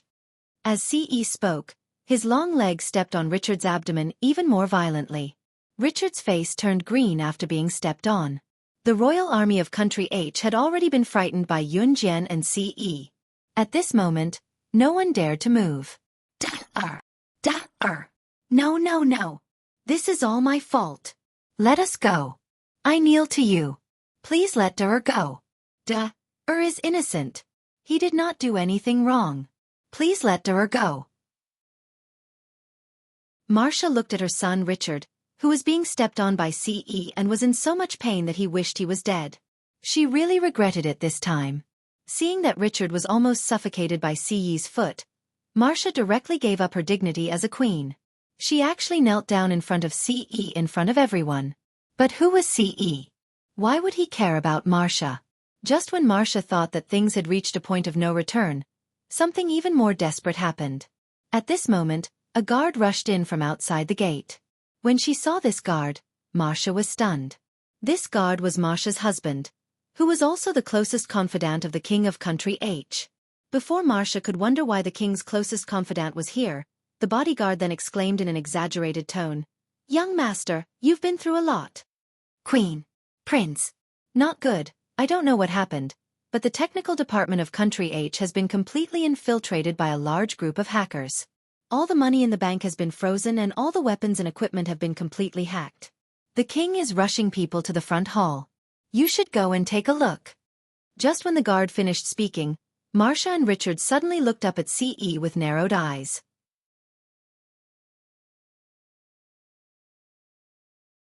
Chapter 1548. How could he do this? At this moment, Marcia and Richard felt like dying. If Marcia and Richard weren't sure that Ce was a member of an Hun just now, then Marcia and Richard were sure of it now. Because in today's world, other than some powerful countries, only an Hun could completely disrupt H country's technology department in just a few minutes. This was too scary. In the high-tech world, if a hacker was good enough, he could do many incredible things. And in Hun was a place where countless elites and talents were gathered. After the guard finished his words, he was also frightened by the atmosphere at the scene. How could the king of H country kneel to a stranger? Their prince of H country was actually being stepped on by a stranger. The guard who didn't know what was going on shouted and rushed towards Ce. At the same time, the guard took out a pistol from his waist and tried to aim it at Ce. He shouted, "Let go of our prince," and rushed towards Ce. However, just as the guard was about to fire, Ce lifted Richard from the ground and used Richard to block the guard's gun. The guard reacted quickly. Seeing that Ce used the prince to block the gun, he immediately put away his pistol and didn't fire. At the same time, Ce took 2 steps forward with his long legs and sent the guard flying with a kick. It was so fast that the people around them could not see it with their naked eyes. At the same time, his hands were tightly wrapped around Yun Jian's slender waist and he couldn't bear to let go of Yun Jian. After kicking the guard away, Ce stepped on Richard's body. However, this time, Ce didn't step on Richard's abdomen. Instead, he stepped directly on Richard's head. Richard was completely humiliated when Ce stepped on his head. As the prince of a country, as a global superstar, he didn't even have the strength to resist when his head was stepped on by a man. Richard was ashamed and desperate. Just kill me. Richard was not willing to continue being humiliated. However, this was not the end. Ce stepped on Richard's head, making it impossible for Richard to turn around. The strength of his leg was so great that Richard couldn't even turn over. The pain in his body and the humiliation in his heart almost drove Richard to the brink of collapse. But this was not the end. Ce held Yun Jian with one hand and stepped on Richard's head. She said to Richard word by word, "She's my woman. Don't even think about it. Her entire body belongs to me. Even if it's going to be defiled, it can only be me. Because she belongs to me." Ce's possessiveness was shocking. After he said the last word to Richard, he lifted his leg that was stepping on Richard's head, but at the same time, he lifted his leg and kicked Richard's face, knocking him out. Ce was not throwing a tantrum. He was just handling a matter calmly. His Xiao Jian could only be his. Even if he wanted to, it could only be him. Everything about her, from her skin to her cells, could only belong to him. His personal possession. Even if she was tainted, it could only be done by him. My daughter. Marcia had completely lost her dignity as a queen. When she saw that Richard had fainted, she crawled toward Richard like a frightened dog. The crown on her head fell off as well. Marcia did not look like a queen at all. Richard and Marcia were completely scared out of their wits. Ce was already holding Yun Jian's hand and walking out. Before he left, he took Xiao Yunju and the other 2 with him. He held Yun Jian's hand carefully with one hand while his other hand grabbed Xiao Yunju and the other two by their collars and dragged them outside. Yao Lily followed them out as well. She planned to look for Lin Wan, who had gone to the washroom because of a stomachache just now. Ce held Xiao Yunju's collar with one hand and Yun Jian's hand with the other like he was holding a treasure as they left Country H's palace. The Country H's royal army in Country H's palace did not dare to make a sound. They could only watch as Ce left with Yun Jian. Not long after Ce pulled Yun Jian out of the palace, Missouri-sen arrived in a helicopter. Mo-sen was called over by Ce. After Ce carried Xiao Yunju and the other three onto the helicopter, he carried Yun Jian onto the helicopter and returned to Country Z.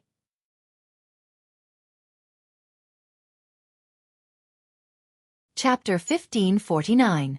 Ce brought Yun Jian back to Country Z straight away. Of course, the matter in Country H was not over yet. He would deal with Marcia and Richard, but with Xiao Yunju and the other three here, Ce's actions just now had stunned Xiao Yunju and the others. Ce had wanted to crush Richard's head with his foot. If Xiao Yunju and the others saw such a gory scene, they would definitely be traumatized from their childhood. Therefore, it was all thanks to Xiao Yunju and the others that Richard was able to survive this time. What happened after that was simple. Ce did not declare war on Country H. Country H was not weak and it was easy for Ce's and Hun Group to annihilate the country. However, an Hun Group's internal influence would be greatly reduced after that.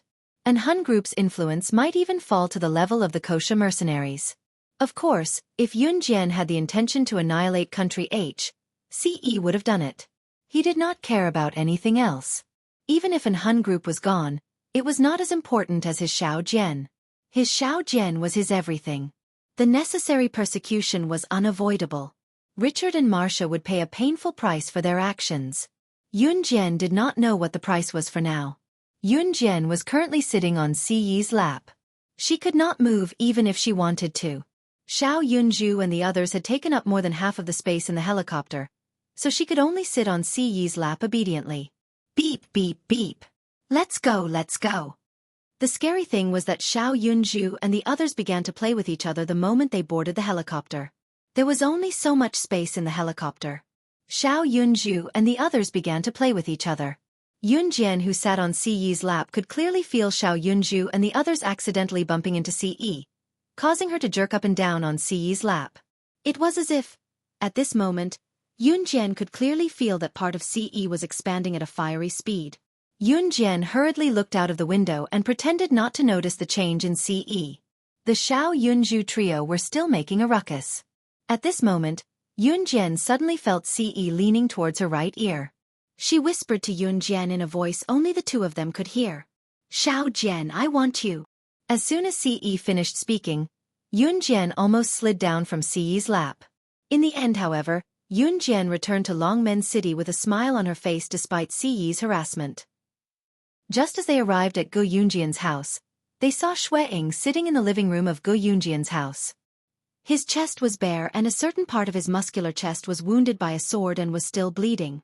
Si Luo, who sat beside Xueqi, was applying medicine for him with trembling hands and tears in her eyes. Yun Jian and Ce, who witnessed the scene, frowned slightly. Qin Yiru was definitely not home and neither was Gu Junjian. That was why Xueqi was here. Woman, what are you crying for? I'm not dead yet. It's just a little injury. Xueqi looked at Si Luo, who was wiping away her tears as she applied medicine for him. He was not in pain but was annoyed by her. Sob, you're hurt. It hurts. Si Luo was no longer as fearful of the long scar on Xueqing's neck as she used to.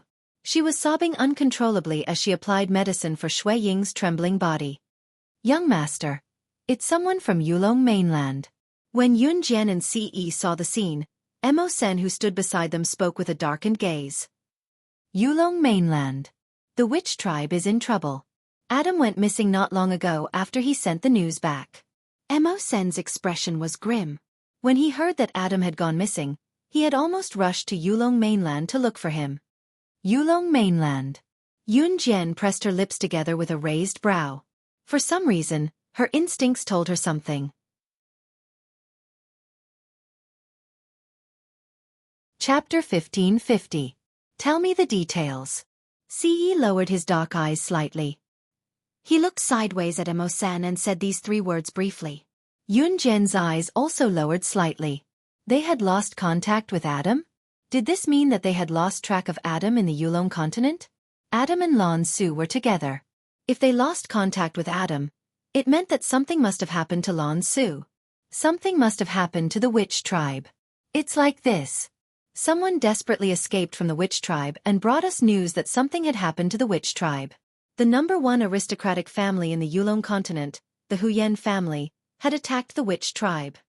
At that time, that person was chased by a group of Huyen family's top experts to the organization. The Huyen family's top experts were all killed by Xueqi. Cough cough. But Xueqi suffered some minor injuries in order to save Si Luo. Emo-sen's brows furrowed tighter with every word he said. In short, the witch tribe was in danger. They did not know whether Adam, who was in the witch tribe, was in trouble.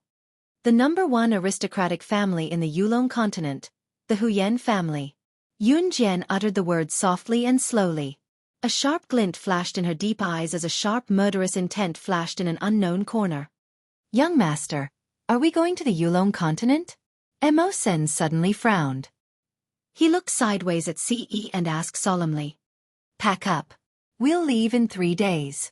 Ce relaxed his brows slightly, but the seriousness on his face did not diminish. I'll go too. For some reason, Yun-jian could not let go of the witch tribe. Okay. Ce had no objection to Yun-jian going with him, because he had enough strength to protect her. Send a helicopter to pick us up at the Min City Military Academy in 3 days. Ce looked at Yun-jian and said to Emo-senator he would not return to the Enhun organization in these 3 days. He wanted to accompany Yun-jian to the Min City Military Academy. Yes. Emo-san replied solemnly when he heard that Ce was going to the Yulong continent. Ce did not believe that something had happened to Adam in the Yulong continent. Even if something did happen, it wouldn't be life-threatening. In other words, as one of his 4 great protectors, how could Adam be persecuted by a mere aristocratic family of Yulong mainland?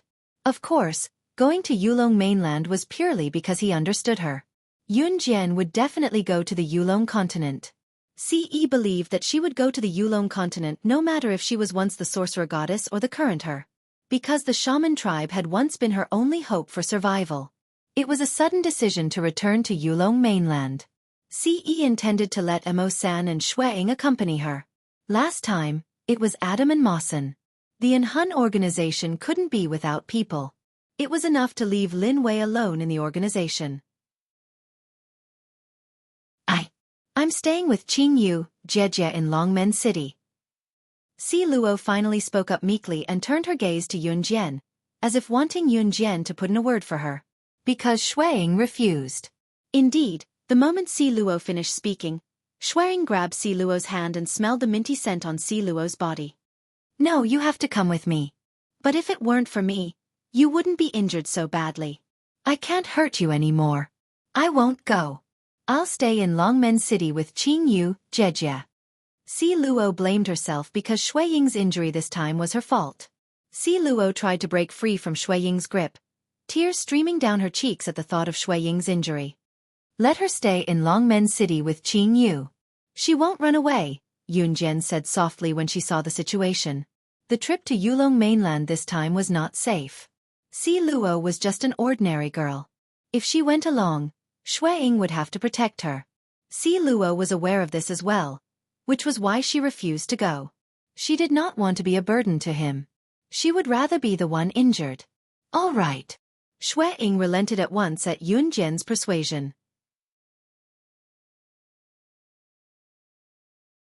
Chapter 1551. Si Luo looked up at Xueqi. She actually wanted to ask if she could stay with Sister Qing Yu forever. However, when she opened her mouth, Si Luo recalled that she had asked this before and was dragged away by Xueqi every time. Si Luo gulped and nodded in the end. She did not ask the question that was in her heart.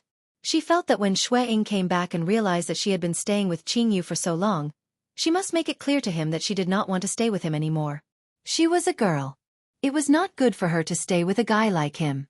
Yes, she would make it clear to Xueqi when he came back. Early the next morning, Ce and Yun-jian went to Min City's military academy. They did not depart to Yulong mainland directly because they wanted to catch the Huyen family off guard.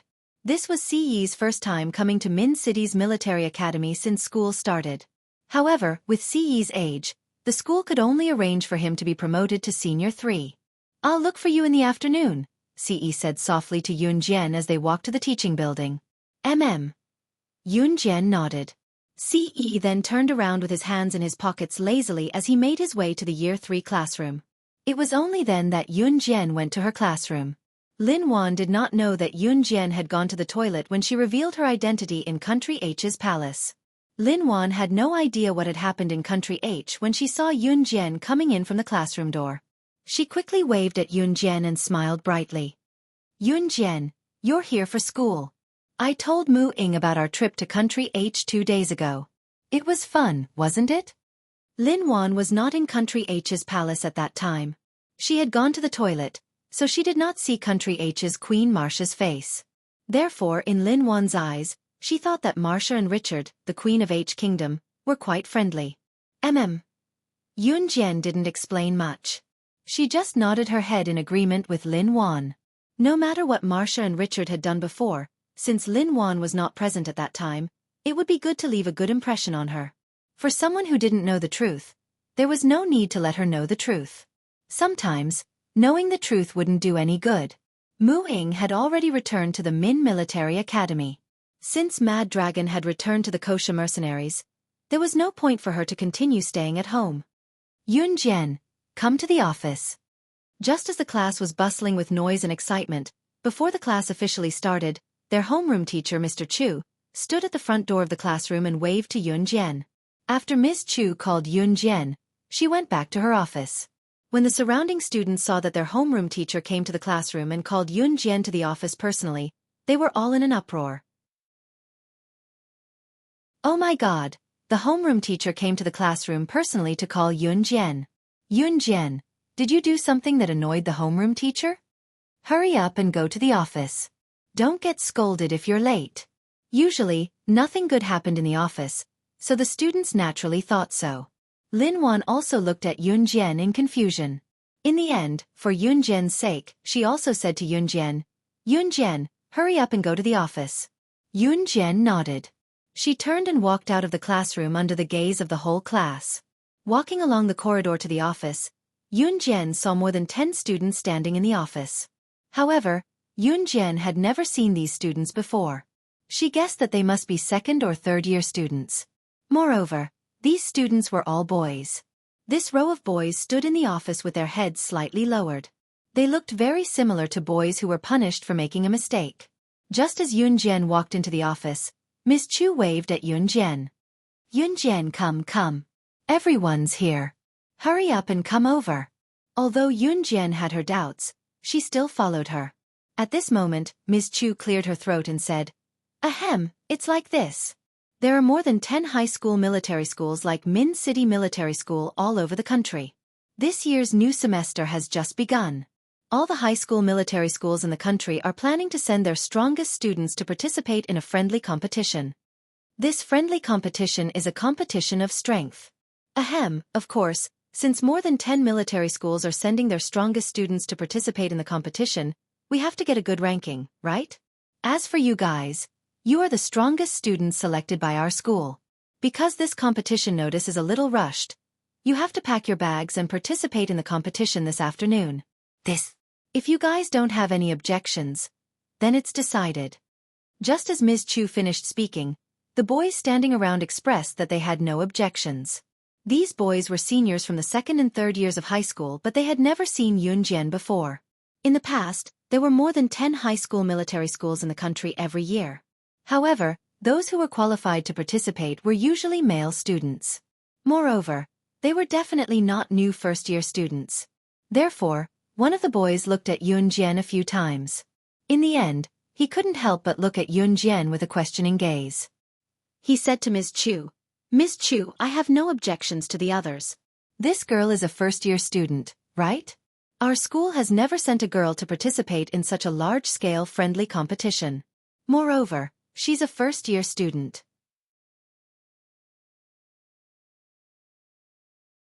Chapter 1552. There were about a dozen military schools for high school students in the country. There weren't many military schools for high school students, but there were many military schools for university students. Min City Military School was a military school for high school students. There were only a dozen military schools for high school students like Min City Military School in the country. Normally, these military academies would send out their strongest students every year to participate in the friendly competition between the military academies of the high school age group. This was something that everyone in Min City Military School knew. However, there had never been a girl among the strongest students in the school who could participate in the friendly competition in the past. Moreover, the school usually wouldn't send freshmen to participate in such a friendly competition. Freshmen were students who had just entered high school and hadn't participated in the school's training. To put it bluntly, freshmen hadn't been trained and were no different from ordinary high school students. Unless the school was stupid, they definitely wouldn't send freshmen to participate in such a friendly competition. Therefore, the moment this boy finished speaking, the other boys protested. "That's right, teacher. We don't have any other opinions. You're asking a girl to participate in a friendly competition, and she's still a freshman. If she drags us down, we won't even have a place to cry." "That's right. Teacher, you can't do this to us." These male students were all from the second and third year of high school. More importantly, these male students had participated in the same friendly competition as this one. Therefore, they were very concerned about whether they won the friendly competition or not. "Stop making noise. What are you guys doing?" Teacher Chu first knocked the heads of the dozen or so male students one by one, and then snorted softly. Then Mr. Chu cleared his throat and said to the dozen or so male students, "Compared to Yun Jian, it's still not certain who's better. Moreover, this friendly competition will last for 3 days. On the first and second day of these 3 days, the organizers will bring you guys to a bodyguard company for training. That bodyguard company is a big company that's famous all over the world. There are many experienced bodyguards in it. When the time comes, the bodyguards of their bodyguard company will point out your weaknesses one by one and then correct them. The friendly competition will only be held on the last day of the 3 days." After Teacher Chu said this, he successfully attracted the attention of the dozen or so male students to other places. 2 days before the competition, we'll be sent to a bodyguard company for training? Teacher, the bodyguard company you're talking about, is it the world-famous Cheetah Bodyguard Company? As soon as Teacher Chu finished speaking, a male student immediately asked in a surprised and crazy voice. After this male student finished his question, another male student answered in a shocked voice, "What's wrong with you? Cheetah Bodyguard Company? Isn't that a world-famous bodyguard company? I heard that Cheetah Bodyguard Company's bodyguards were formed after they retired from the top special forces from various countries. Moreover, the bodyguards of the Cheetah Bodyguard Company are all experts who have faced off against some of the top international assassins and secret agents. It's just like in movies. They're really amazing." After this boy finished speaking, the other boys were 10 male-cheeked. "That's right. The bodyguard company you're going to for training is the Cheetah Bodyguard Company." Finally, under the expectant gazes of more than a dozen male students, Mr. Chu nodded.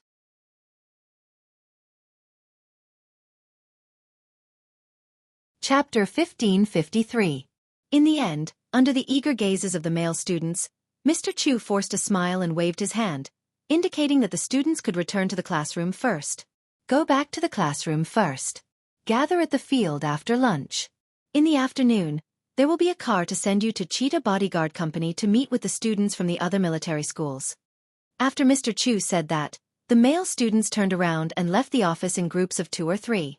"Yun Jian, wait a minute," Mr. Chu called out to Yun Jian when the male students turned around and left the office. Yun Jian turned her head sideways and looked up at Mr. Chu. "Although it's a friendly competition, the school knows what you're capable of." The school wants you to try your best to get first place in this friendly competition. It might be a little difficult. How confident are you?" Mr. Chu asked Yun Jian. Yun Jian narrowed her eyes. For some reason, Mr. Chu felt nervous for a moment.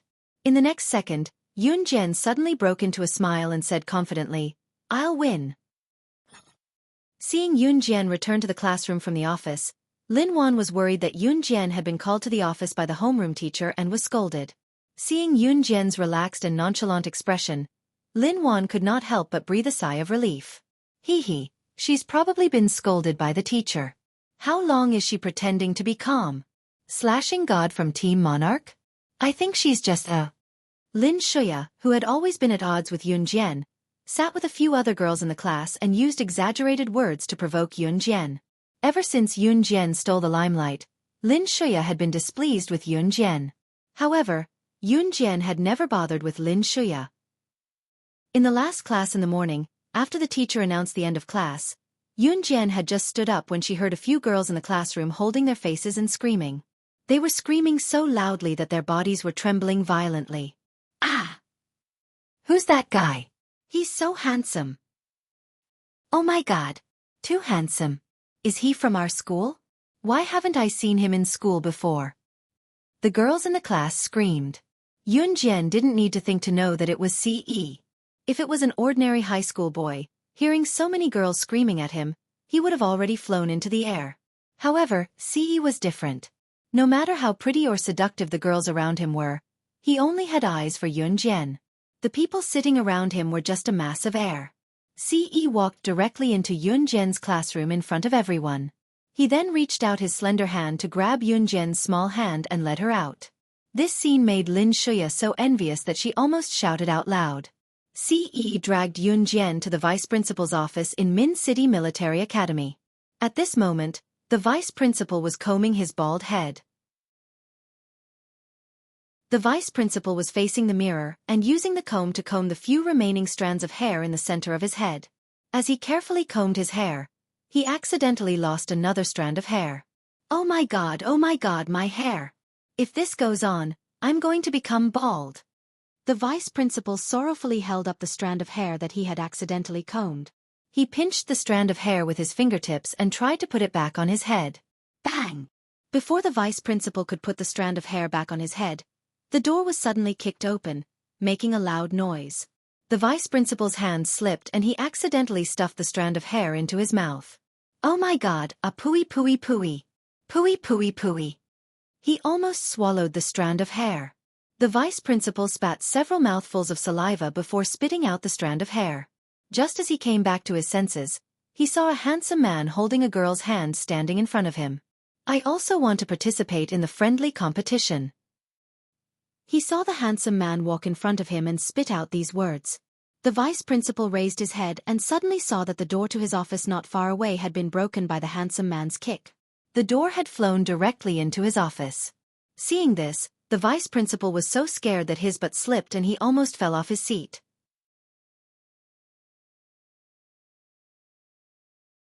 Chapter 1554.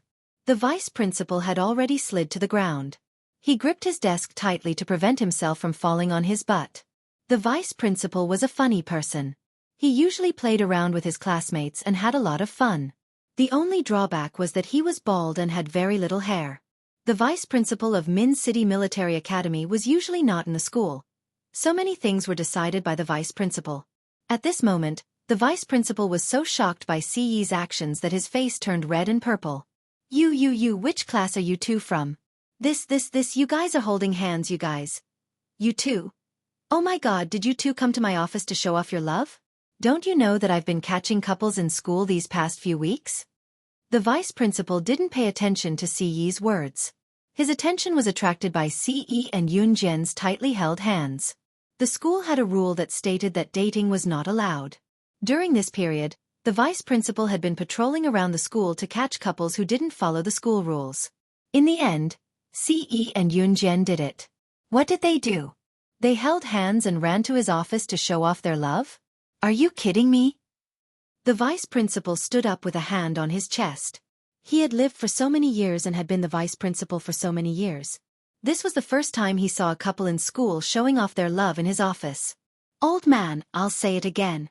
I'm also participating in the friendly match this afternoon. Ce ignored the vice principal's words and said directly. What? You want to participate in the friendly match this afternoon? Which class are you two from? What's your name? I'll deduct points from your class. Io, how dare you call me an old man? Although I'm really an old man, you're bullying me. The vice principal said as he stroked his chest, looking as though he had been dealt a heavy blow. CE. He only said his name. Okay. CE, right? I'll remember it. You're still calling me an old man. I'll remember it and deduct points. What? C. Your name is CE. When the vice principal said the first half of the sentence, he was still looking for the booklet on his desk to record the weekly demerit points. However, he suddenly realized that the second half of the sentence was actually a cry of surprise. You said your name is CE? The vice principal was so shocked that he almost bit his own tongue. He stared at CE in shock. CE didn't say a word as she tossed her student ID to the vice principal. The vice principal opened it and glanced at it. He almost fainted. The principal of Min City's military academy had warned him repeatedly that no matter who he offended, he should never offend a student named CE. Give him whatever he wants. Otherwise, the Min City military academy would be finished. In the afternoon, right after lunch, CE helped Yunjian carry her school bag. There were some of her clothes in the bag, and the two of them walked to the sports field. The boys whom she had met in the office just now were already standing there waiting for her. When they saw Yunjian, their faces darkened. They looked at her as if they were certain that Yunjian would be a burden. When they saw CE, one of the male students who had previously mentioned Yunjian shouted, "You're a transfer student. Why are you here?" This male student was CE's classmate. His name was Wang Kuan. Wang Kuan was the strongest male student in the third year of high school, so he was very confident and felt that he was great. When he saw CE, Wang Kuan couldn't believe his eyes. How could a transfer student like CE, who only had a good appearance, join the friendly match this time? CE didn't respond. Ahem. There's a new student. Everyone, get ready to set off. The bus is here. Teacher Chu was the teacher in charge, so he coughed lightly and urged everyone.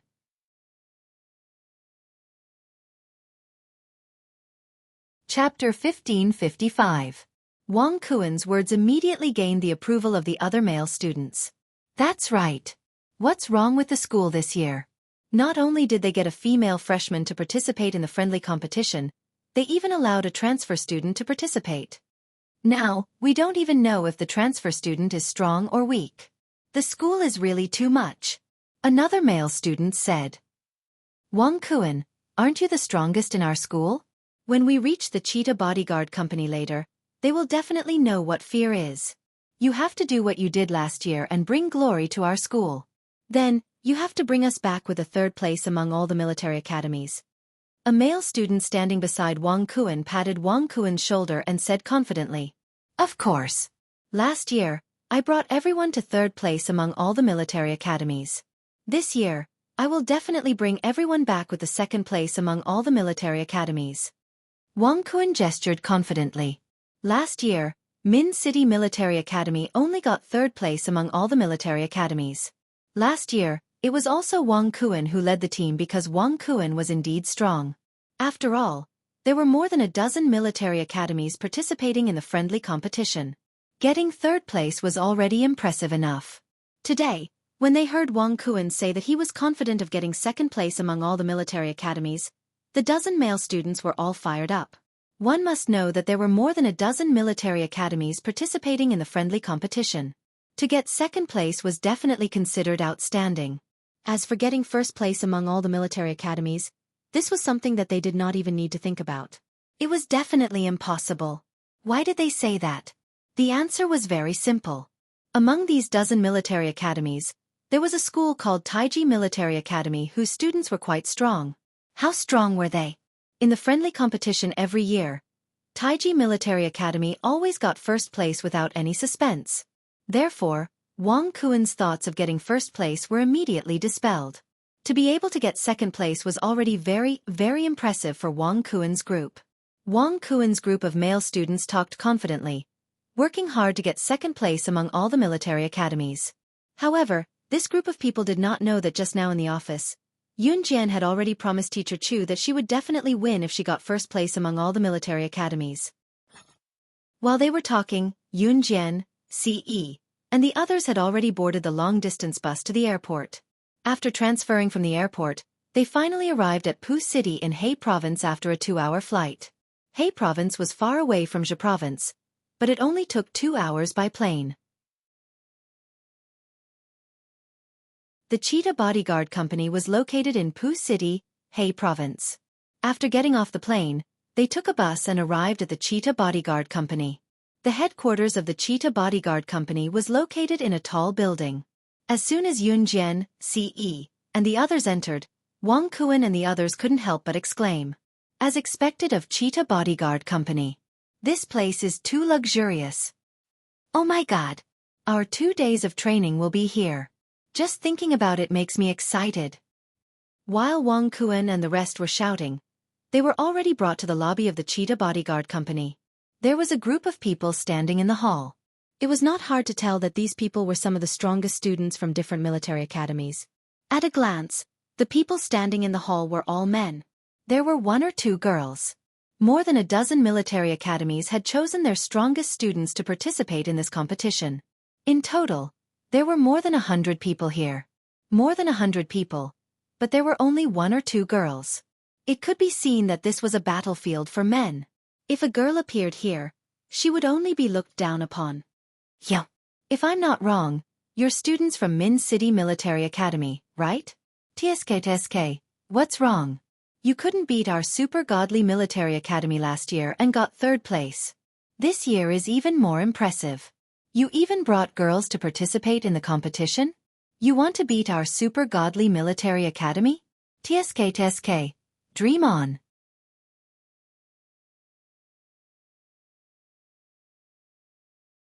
Chapter 1556. Lin Zigua. Just you wait. We will definitely surpass you this year. Wang Kuan and the others clenched their fists in anger when they heard the malicious words of the boy who walked up to them. The boy who came up to speak with bad intentions was called Lin Zigua. Lin Zigua was a student from the Super Godly Military Academy. In last year's friendly competition, Taiji Military Academy won 1st place. 2nd place was Super Godly Military Academy. 3rd place was Min City Military Academy. Last year, Wang Kuan's team almost got 2nd place, but they were overtaken by Lin Zigua's team at the last moment. After that, every time they met Lin Zigua, Wang Kuan's team would be mocked and ridiculed. As time went by, grudges were formed. TSK, what can you use to surpass us? This little girl? Do you want to surpass our super godly military academy with this little girl? Ha! Ha ha ha, don't be too funny. I think there's no one in your school. I'm dying of laughter. Ha ha ha. It's really too funny. You're kidding me. Lin Zigua suddenly pointed at Yun Jian. He looked at Yun Jian and laughed at Wang Kuan and the rest. A girl dares to participate in such a large-scale friendly competition? What kind of joke is this? This girl looks skinny and weak. She doesn't have any strength at all.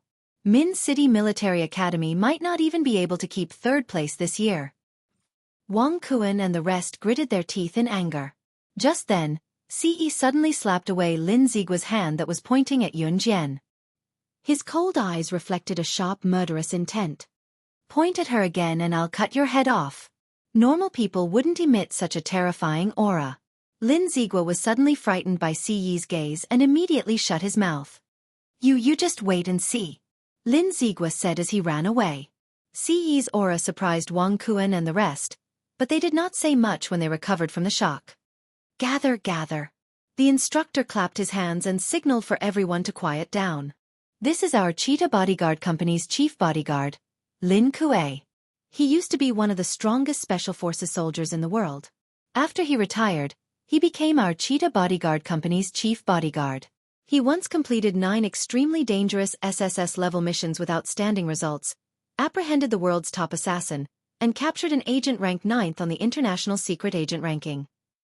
He has participated in 21 international criminal gang arrest missions.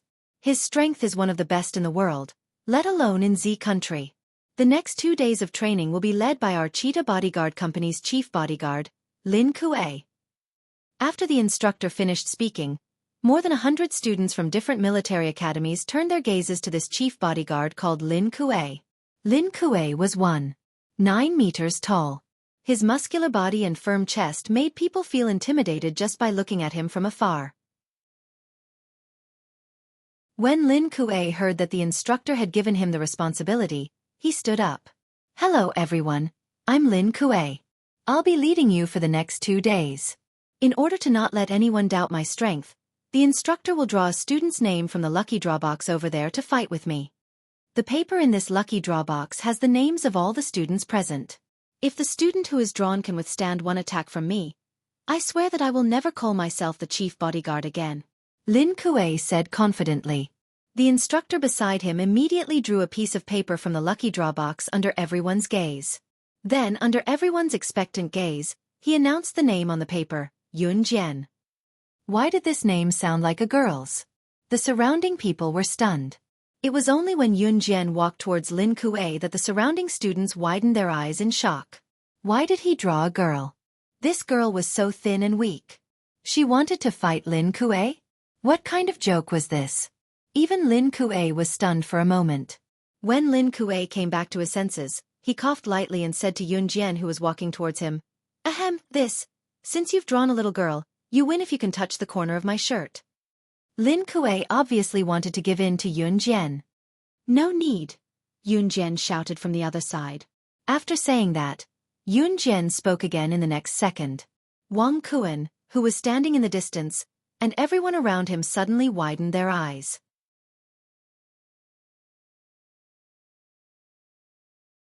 Chapter 1557. When Yun Jian said such arrogant words, Lin Kuei, who was standing not far away from her, was stunned. The surrounding students from military academies from all over the country were all stunned. When they heard about Lin Kuei's battle record, all the male students were already excited. Lin Kuei was a special forces soldier who had dealt with international criminals. He had even captured the 9th on the international secret agent list alive. This kind of capital and ability was enough to scare any student present. Therefore, everyone present was 100% confident in Lin Kuei's ability. However, at this time, the person who was chosen to represent everyone was actually a girl. When they found out about this, all the boys were already certain that Yun Jian would not be able to survive one move from Lin Kuei. Because Lin Kuei's battle record was there for all to see. Therefore, when Lin Kuei said that if Yun Jian could touch the corner of his shirt, it would be her win, this sentence made the surrounding boys' blood boil. Lin Kuei was indeed the chief bodyguard of the Cheetah Bodyguard Company. His words were so domineering. So cool. However, before the surrounding people could react, Yun Jian had already spoken. She actually said to Lin Kuei that the person who could not survive one move from her was him. For a moment, there was a deathly silence, and then a roar of laughter rang out. Ha ha ha. Ha ha ha. I'm dying of laughter. Ha ha ha. What did she say? She actually said that the person who could not survive one move from her was Lin Kuei? Did she not listen to Lin Kuei's battle record? Lin Kuei's ability is enough to kill her in seconds. Io, she's also a girl. Ha ha ha.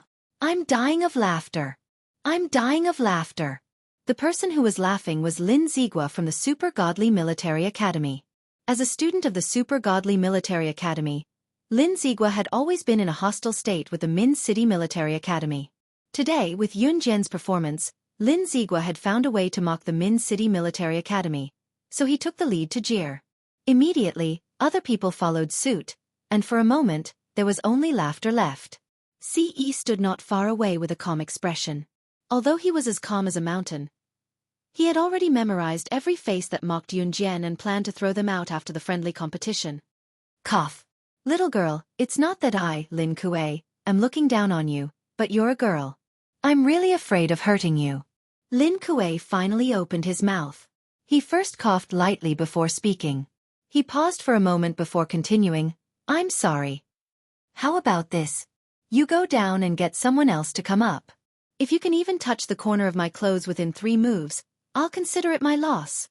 Before Lin Kuei could finish his sentence, he saw Yun Jian suddenly dash in front of him. Lin Kuei's pupils suddenly contracted. Before he could finish his sentence, Yun Jian had already launched her attack. Yun Jian's speed was simply too fast. In a flash, she was already beside him. When Lin Kuei saw this, his pupils constricted. He immediately realized that Yun Jian, the little girl in front of him, was no ordinary person. However, just as Lin Kuei reacted extremely quickly and made a defensive gesture, Yun Jian, who was already beside him, wrapped her hands around his arm like a snake's body. Yun Jian pulled Lin Kuei's arm forward. At the same time, she lifted her leg and kicked Lin Kuei in the abdomen. In the next second, in front of everyone, Yun Jian's 1.6-meter skinny body directly kicked the 1.9-meter tall big guy and sent him flying. This entire process only took a mere 3 seconds. When the students in the distance saw this scene, their bodies violently straightened. In the next second, their pupils contracted and their eyeballs almost fell out of their sockets. Lin Kuei was an astonishing existence who had once captured the 9th-ranked agent on the International Secret Agent rankings alive. As for Yun Jian, she was just an ordinary female student. She actually defeated Lin Kuei? One move? How was this possible? At this moment, they heard Yun Jian's heavenly voice again. Her voice carried a hint of indifference.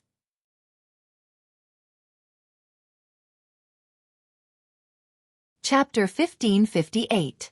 Yun Jian's words reached the ears of Wang Kuan, Lin Zigua, Lin Kuei and the rest who had looked down on Yun Jian for being a girl. There was only one thing that could be said about the fight just now. Regardless of whether it was Wang Kuan who came from Min City Military Academy like Yun Jian, Lin Zigua who was an enemy of Min City Military Academy, or Lin Kuei, the chief bodyguard of Cheetah Bodyguard Company. The most similar thing about them was that they looked down on Yun Jian. They looked down on Yun Jian because she was a girl. Yun Jian's move just now was a direct slap to their faces. Lin Kuei, who got up from the ground, was in a state of shock. How confident he was just now was how pathetic he was now. In front of so many people, he was sent flying by Yun Jian's kick without any mercy. Little girl. Where did you learn that move just now? The surrounding people were completely petrified. Only Lin Kuei got up from the ground pathetically and looked at Yun Jian in a daze. Yun Jian's move just now gave him a sense of déjà vu self-taught. Yun Jian stood coldly on the spot, pursed her red lips, and said calmly, "That move. I think I've seen it somewhere before. Where was it?" Lin Kuei scratched his head when he heard that and fell into a state of recollection. The surrounding people were speechless. Each of them was so shocked by Yun Jian's move that their eyeballs almost fell out of their sockets. Wang Kuan was the most terrified among them. Wang Kuan was the strongest person in Min City Military Academy. This was publicly acknowledged by the Min City Military Academy. Hence, when he first saw Yun Jian, Wang Kuan had a feeling that he was superior. In addition, Wang Kuan looked down on girls. In Wang Kuan's mind, what use could a girl be? Other than being a burden, a girl was useless. Other than showing off his prowess in front of the girls and receiving a few screams of, "Wow, you're so powerful," which gave him great satisfaction. What's the use of girls? Especially when they found out that Yun Jian was still a freshman in high school. Wang Kuan and the others only looked at Yun Jian with contempt. A female freshman wanted to represent Min City Military Academy in such a large-scale friendly competition? Was she here to drag him down? Therefore, at the beginning, Wang Kuan and the others despised Yun Jian as much as they could with Yun Jian. But until just now, Yun Jian's strength had completely overturned everyone's understanding. Wang Kuan even thought that even 10 of him wouldn't be a match for Yun Jian's move. Ce had already walked to Yun Jian's side in front of everyone. He pulled Yun Jian into his embrace in front of everyone, as though he was declaring his sovereignty over her. After Ce pulled Yun Jian into his arms, he stroked her hair that was slightly swaying in the breeze. He was silent for 2 seconds before speaking softly to Yun Jian in front of everyone. "I won't allow anyone to look down on you. Otherwise, I'll kill them without mercy." In the lobby of Cheetah Bodyguard Company, a strong beam of sunlight shone in through the huge floor-to-ceiling window. The sunlight shone on Yun Jian and Ce as though they were the only 2 people left in the world. Their matching figures made Ce and Yun Jian seem to be more than just a handsome man and a beautiful woman. Lin Kuei's enlightened voice rang while the people around them stared at Yun Jian and Ce in bewilderment. What he said in the next second made everyone's jaws drop. "I remember now. I remember now. I'll never forget this skill for the rest of my life. 3 years ago, I took part in an operation to capture the #1 agent on the International Secret Agent ranking, slaying God. During that operation, I fought against the #1 agent on the International Secret Agent ranking, slaying God. Her strength was so amazing that I didn't even have a 0.00000001 chance of winning.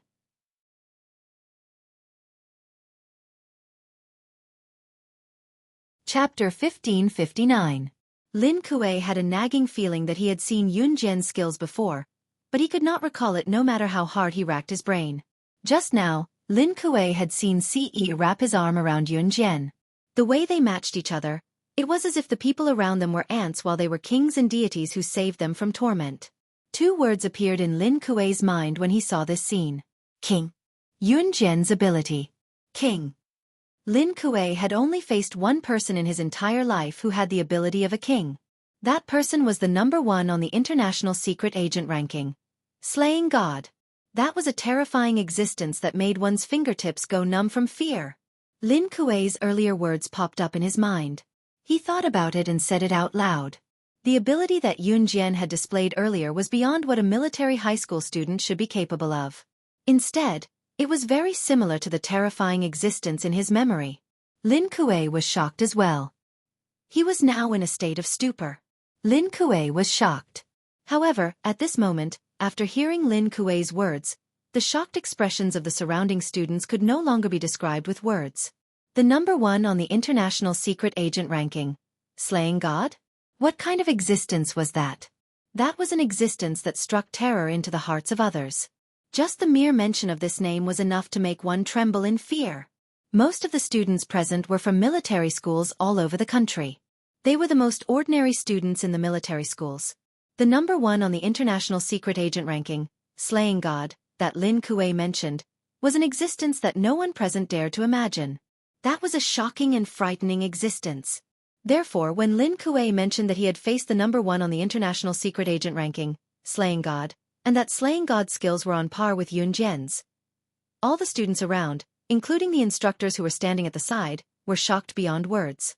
The number one on the international secret agent ranking, Slaying God? Slaying God's skills are on par with hers? Is this for real? Lin Zigua was so scared that he couldn't be described as shocked. His eyes were wide open as he stared at the scene in front of him. He was the first to ask in shock. Everyone snapped back to their senses as soon as he said that. Their sharp eyes stared at Yun Jian as if they were waiting for Yun Jian's reply. Yun Jian's eyes flashed when she saw that everyone was looking at her. If I'm the number one on the international secret agent ranking, Slaying God, do you think you can still stand in front of me and talk to me? Yun Jian's indifferent voice was heard as she spoke softly. Yun Jian's nonchalant voice seemed to have a magical power. Her words made everyone present feel at ease all of a sudden. It was undeniable that Ce had taught Yun Jian how to lie. She said slaying as she spoke. The people around them were at a loss when they heard what Yun Jian said. That's right. Slaying God doesn't look like you. I'm probably being too sensitive. Cough.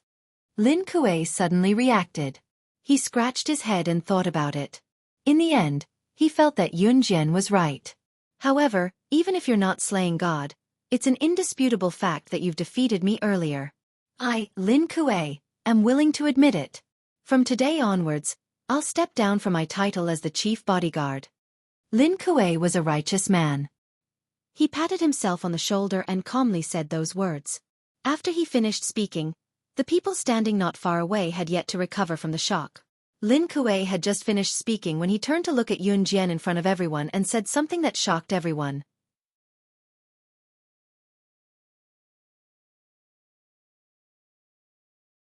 Chapter 1560. Although Lin Kuei looked down on women in the beginning, he was a man who dared to take responsibility for his actions. His strength and talent were on par with each other. When he told Yun Jian that he wanted to be her disciple, Lin Kuei's words were full of modesty and humility. When he said that he wanted to be Yun Jian's disciple, Lin Kuei didn't feel embarrassed in front of everyone. Although Yun Jian was young, Lin Kuei didn't feel that it was shameful for him to want to be Yun Jian's disciple. Being shameless was an important reason why Lin Kuei had the strength he had now. Lin Kuei didn't care about the reactions of the people around him. At this moment, Lin Kuei was looking straight at Yun Jian. He looked as if he was waiting for Yun Jian's reply. Lin Kuei really wanted to get an affirmative answer from Yun Jian. However, before Lin Kuei could get the answer he was looking for from Yun Jian's mouth, a mellow voice sounded. This magnetic male voice answered for Yun Jian first. She won't accept you. Why? Lin Kuei exclaimed immediately. Why wouldn't Yunjian accept him? Because I won't allow it. Siyi's flat voice sounded, causing Lin Kuei to be dazed for a moment. Siyi's handsome face attracted attention wherever he went. Lin Kuei had already noticed Siyi when Siyi reached out to hug Yunjian. Who are you to her? It's her choice whether to accept a disciple or not. Who are you to make the decision for her? Lin Kuei didn't have a good impression of Siyi's tyranny. Lin Kuei believed that everyone had the right to make their own choices. Siyi was handsome, but who knew if he was a gigolo? A gigolo who only had looks but no strength? Lin Kuei was already in his 40s. He wasn't good-looking, but he was especially popular with girls when he was young. That was because Lin Kuei was strong. He believed that as a man, he could be ugly, but he definitely couldn't be like Siyi, who only relied on his looks to attract girls. Therefore, when Siyi stood up for Yunjian and rejected him, Lin Kuei was upset. The more Lin Kuei looked at Siyi, the more he felt that he was a gigolo. As soon as Lin Kuei finished speaking, Siyi's sharp eyes swept over him. His hawk-like sharp eyes stared straight at Lin Kuei. At this moment, Lin Kuei felt as if he was being stared at by the Grim Reaper. Siyi grabbed Yunjian's small hand and turned to look at Lin Kuei with a murderous glint in his eyes. This gaze caused Lin Kuei's entire body to tremble. If you dare to pester my woman again, the Cheetah Bodyguard Company will be destroyed because of you. Siyi's sharp gaze made Lin Kuei break out in cold sweat. She didn't know why, but the man in front of her clearly looked like a pretty boy. How could he have such sharp eyes? Everyone standing in the distance was dumbfounded. Especially Wang Kuan and the others. Wang Kuan and the others were all students from Min City's military academy. The school didn't send them here to let Siyi and Lin Kuei quarrel. Moreover, Lin Kuei was the chief bodyguard of the Cheetah Bodyguard Company. The Cheetah Bodyguard Company wasn't weak. Even Min City's military academy had to give them face. But what about Siyi? He represented Min City's military academy. In the end, he said such words to Lin Kuei in front of everyone. Wasn't he just looking for trouble? Just as Wang Kuan was about to growl at Siyi and tell Siyi not to cause trouble, a loud voice beat Wang Kuan to Siyi. Let's see who dares to touch my Cheetah Bodyguard Company. When everyone heard this loud voice, they couldn't help but turn their heads. They saw a well-dressed middle-aged man in a formal suit entering the Cheetah Bodyguard Company's main entrance with a group of men dressed as bodyguards behind him. When this well-dressed middle-aged man entered the arena, everyone turned to look at him. The middle-aged man walked in with a dignified air. Seeing this middle-aged man, even Lin Kuei felt a sense of respect. He lowered his head to the middle-aged man and said, "Chairman." That's right, the middle-aged man who was shouting at Siyi was the chairman of the Cheetah Bodyguard Company, Wen Zhentian. At this moment, Wen Zhentian ignored Lin Kuei who was shouting at him. He walked straight to Siyi. Although he was shorter than Siyi, he pretended to be domineering and shouted at Siyi.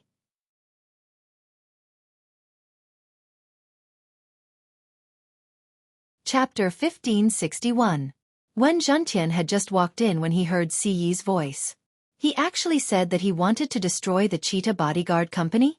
Youngsters these days were so young, yet they were so arrogant. Wen Zhentian was instantly enraged. Hence, he walked straight in through the main entrance. He didn't even greet Lin Kuei as he directly shouted at Siyi. When the surrounding people heard Lin Kuei address Wen Zhentian as chairman, they all reacted. This was probably the chairman of the Cheetah Bodyguard Company. Everyone had witnessed Yunjian's capabilities, but in their eyes, Siyi was just a weak gigolo. Furthermore, Wang Kuan and the others knew that Siyi was a transfer student. They didn't even know if he had any capabilities. How dare he be so arrogant? And he even said that he wanted to destroy the Cheetah Bodyguard Company? He must be dreaming. How could he destroy the Cheetah Bodyguard Company? Did he think that he was some powerful legendary figure? More importantly, the moment Siyi said that he wanted to destroy the Cheetah Bodyguard Company, the chairman of the Cheetah Bodyguard Company happened to overhear it. Siyi must have a death wish if the chairman of the Cheetah Bodyguard Company overheard it. The surrounding people were horrified just by looking at it, let alone Siyi himself. When the chairman of the Cheetah Bodyguard Company, Wen Zhentian, entered the room, it was obvious that he was angered by Siyi. He didn't even have time to respond to Lin Kuei's greeting before he stared straight at Siyi and shouted what he had just said. The surroundings were completely silent. Wen Zhentian's aura was strong. After he spoke, the students present didn't dare to say another word. Wen Zhentian had always been confident in his aura. He turned his head to look at Ce. Seeing that Ce was indifferent to what he had just said, he couldn't hold it in any longer. He spoke again with a slightly heavy tone. Which military school are you from? Go back now. Our cheetah bodyguard company doesn't accept gigolos like you. I don't care if young people nowadays use their appearance to put on airs. But in my cheetah bodyguard company's territory, I won't allow you to put on airs in front of me. Wen Zhentian wanted to chase them out without a second word. His tone was so tough that even if Ce apologized on the spot, he would never forgive him. Chairman. It was his fault just now. Let's see if we can forgive him. I'm sure he won't dare to do it again. The leading teacher of Min City's military academy hurriedly ran to Wen Zhentian to beg for forgiveness. The status of the cheetah bodyguard company was one of the best in the world. As for Wen Zhentian, as the chairman of the cheetah bodyguard company, the people he dealt with were all international big shots.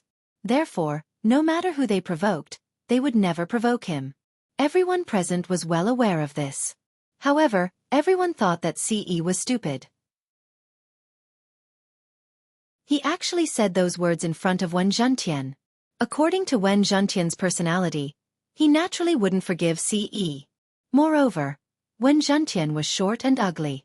Looking at Ce's young and handsome face, Wen Zhentian was envious of him, but he wouldn't say it out loud.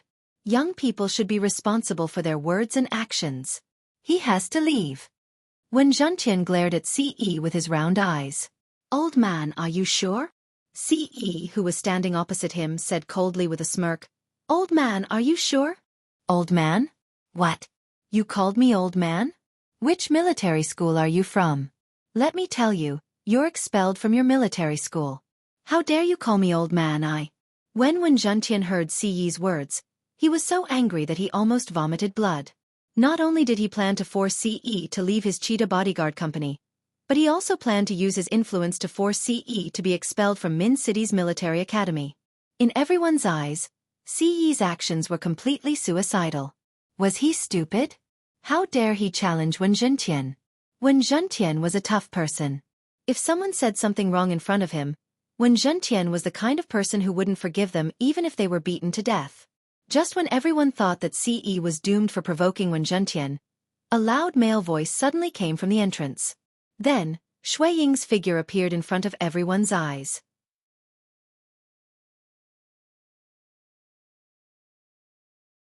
Chapter 1562.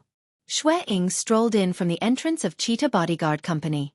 His shoes made a shiny sound as they rubbed against the smooth floor. His words were heard by every student, the chairman of Cheetah Bodyguard Company, Wen Zhentian, and all the bodyguards. Everyone shuddered in fear. The students might not know what kind of existence an Hun organization was. To them, organizations like an Hun organization and kosher mercenaries didn't have much of an idea. Perhaps some of them had heard of them.